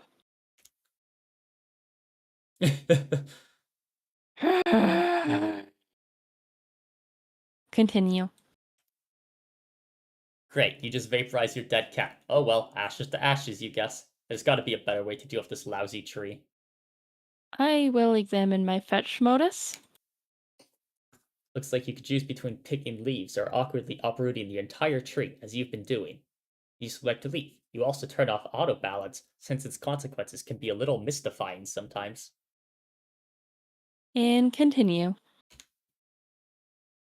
You gather up all your items again in order that places your laptop in a conveniently accessible leaf. You're not sure why you didn't do this a lot sooner. Kind of a funny looking tree now, but your concern for structural elegance is at an all-time low. I will find the unlocked hub. I'm surprised you can't change the insert algorithm. It has to use like it has to use alphabetical. Oh wow. Well, what else would it use? Like insert order? Yeah, you could do insert order pretty easily. But that would just kind of make it like John's at that point. Oh, that's true. I guess you could do insert order balancing to the most recent, but I don't know. Just like I don't know, Dave's lets you choose different algorithms for how numbers are assigned. You could maybe like pick last letter, like some sort of hash value. I don't know, something like that. Something like that, though I don't think we need any more hashes. I need to Not in develop this my. dry loans. I need to determine what my own Sylladex would be, what my own fetch modus would be. Anyways, as My- long as you're going to plug in your computer, you might as well find that hub. Here it is. Hub SN_lab 0413 is unlocked, and thus removable from the grid. You suspect this is the same beacon transmitting the unsecured signal you were using earlier. Continue. Sorry, were you saying something that cut you off there by accident? I was saying, trying to think of my Sylladex, but I have a feeling it would be like something, like, I don't know. I don't know. That is fair. You could pick Maybe anything you want. something, Maybe something related to like one of the games I played on my channel, like Goblin Sushi. Goblin sushi fetch modus. Yeah, I have to make the right sushi or something. You pick the laptop leaf from the tree. That's a very good animation. That is a really good Conti- animation. Continue. You plug the laptop into the hub and capture log the hub and then the laptop. There must be a better place around here to set up your computer. This huge grid of electronics is sort of uninviting. You look around. Hey, what's that? Continue. It's another one of those ominous countdowns. You didn't notice it when you first entered the lab about a minute ago. Looks like this one may have been ticking for years. Whatever it's ticking down to, there isn't much time. You can only hope that when you turn on your computer again, there will be a connection invitation from one Mr. Strider. A Sky laboratory will be unestablished in 3 minutes. Ooh. Again in the future. Another timer winds down, sideways. Jesus. Sorry, there's loud popping noises going on outside my window right Yes, now. what was that? I don't know. It's emerging. It's the meteors. It's happening. Oh, and poor male woman Yes, is heading left. Yes, looks like she is also heading westward. It seems so. Alright, I'm gonna abscond in 3, 2, 1, go.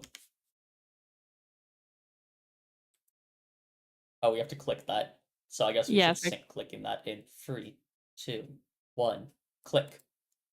click.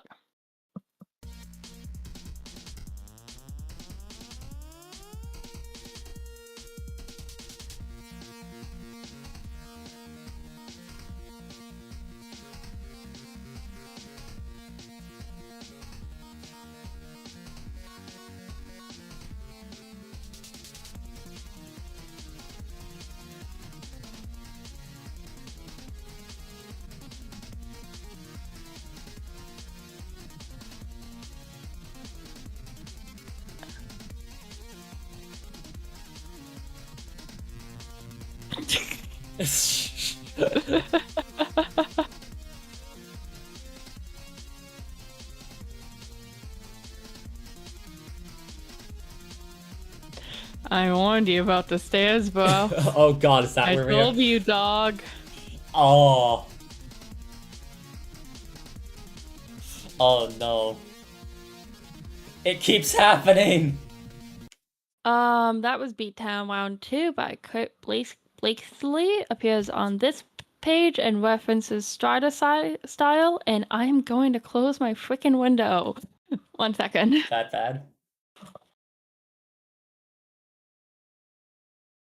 I swear, this is the lab of making noises at the most inopportune times. It sounds like it. Okay, I'm back. Have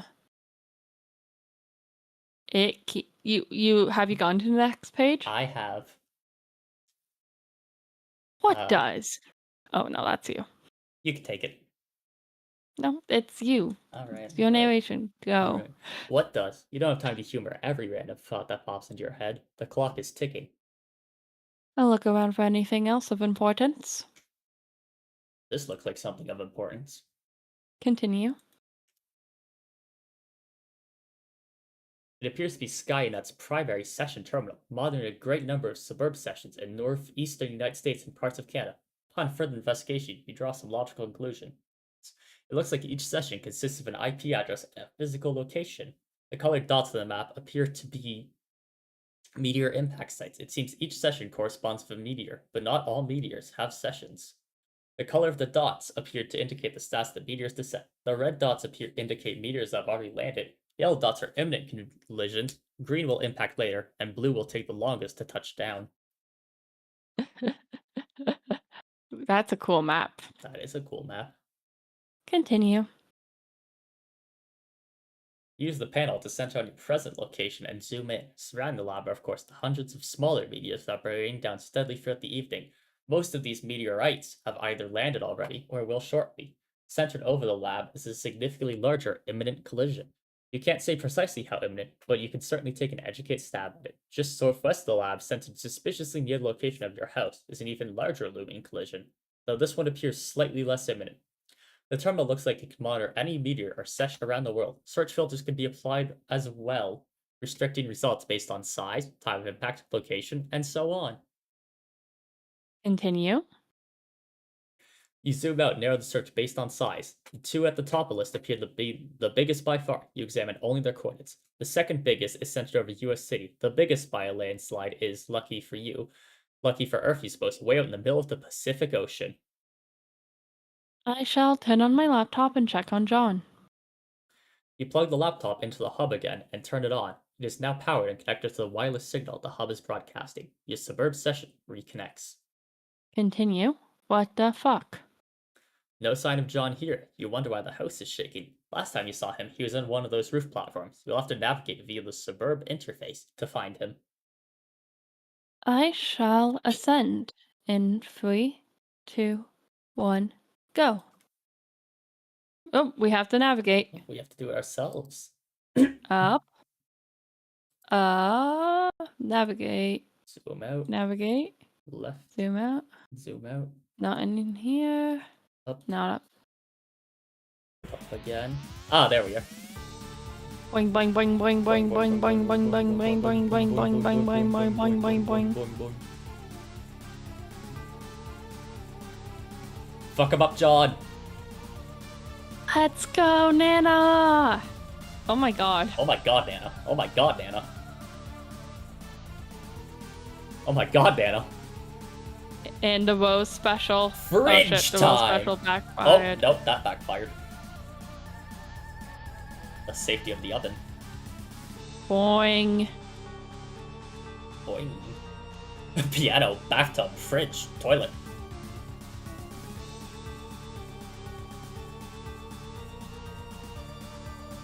Boing. Nice save. Defeated one.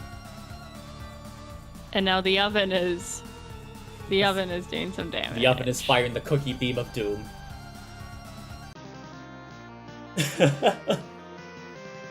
That was once again... Hello, boss. And that was the second page of Total that used it, so it appears we have finished with Harlow Boss for the comic. Aw, that was a banger track. I know. I would like to high-five Nanaquin, please. Left me hanging long enough. Good work, John. Oh, hey, you're back.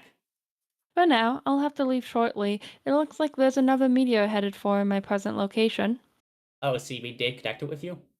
Not yet, I'll explain later, but I think I've determined that activating a timer in-game is not directly responsible for summoning a meteor to your location. The countdown seems merely to exist as some kind of warning to the player, as well as a strange coincidence. Okay. I don't really think I get it. Is this relevant?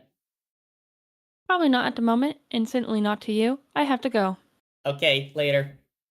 P.S. Try not to waste too much of that grist while I'm gone. I'm going to climb the Esh ladder. You ranked up the echelon to the Disney heights of the vaunted Skylark rung.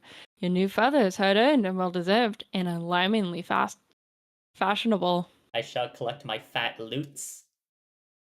You and your ceramic portcullis rejoice in the amount of wealth yielded from your meteoric ascent to the ladder. Still not sure what all these boon dollars can actually get you, but when pulling such insane loot over fists like this, who cares? Not you. I shall pick up as much grist as I can hold. Your expanded cache limit is more than enough to accommodate the grist windfall. You gather up 2,260 pieces of build grist, 1,040 pieces of shale, 490 drops of tar, and 350 drops of mercury. You can't wait to find out what these amazing items this new supply of grist will just be barely insufficient to produce. I would like to continue. Oh god, there's grist little down there too. Those stupid ogres were like huge giant grist piñatas. One of those big sour grape I'm a electric chuckster. holocaust white fruit gushers is jammed in the whole of the platform. Guess there's only one way to get it. I'd like to continue and try and get it. John, don't forget your book. I've lost the Nana voice.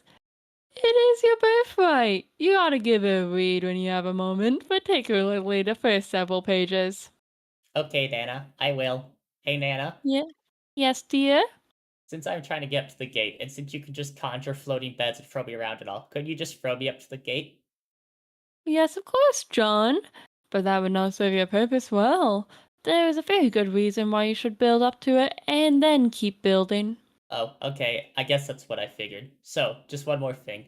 Do you think that instead of telling me exactly why that is with a clear explanation, you give me a series of really coy riddles about and then sort of giggle? John, you really are a very fresh young man. Your father has done such a wonderful job in raising you. I'm so proud of you both. Haha, I guess. When you pass through the first gate, everything will change. You'll find a place where the constellations dance beneath the clouds, and your true work may begin.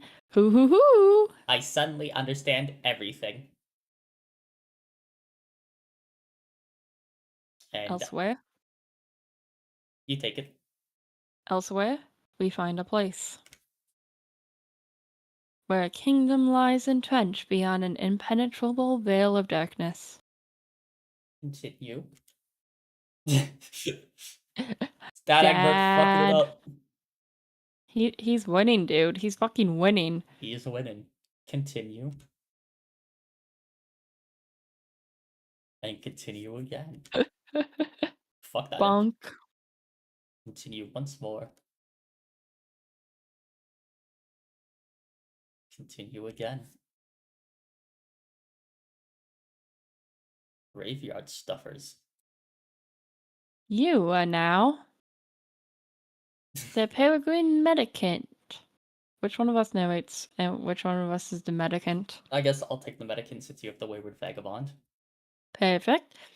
You are flying westward in your peculiar mobile station. You have no sense of your bearings presently. The door is blocked by a metal column which extends through the empty shaft before liftoff. What will you do? I think I might actually want to call it here, to be honest. This is a good point, I think, and I do have to leave quite soon, unfortunately. Well, then, call it here we shall. I think that's a good move. Yeah, that was an excellent session, and we got a lot of important information done.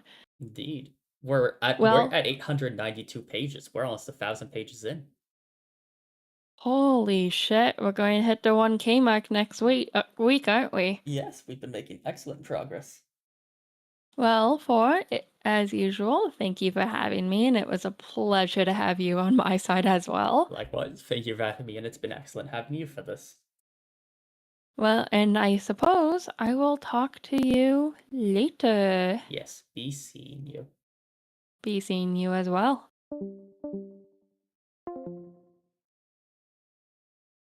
Well, oh hell, is that still visible? I hope that has been visible off screen. Well, thank you everyone for attending. I hope you enjoyed. I hope you enjoyed us getting through Act 2 far, far sooner than we anticipated, and getting a decent way into Act 3. I'll have to check roughly how far we are in, so we could maybe hopefully determine where we'll be on some of the next streams, but I wouldn't bet too much on that. It's just gonna kinda happen as it happens, you know? But thank you for coming. I hope you enjoyed. I hope you enjoyed seeing some of the best the comic has to offer so far. Some of the good foreshadowing, some of the nice touches, stuff like that. Some of the most epic flashes with great music so far. That's kind of what this is all about. And thank you again for coming. It's been great fun, and I suppose I'll be seeing you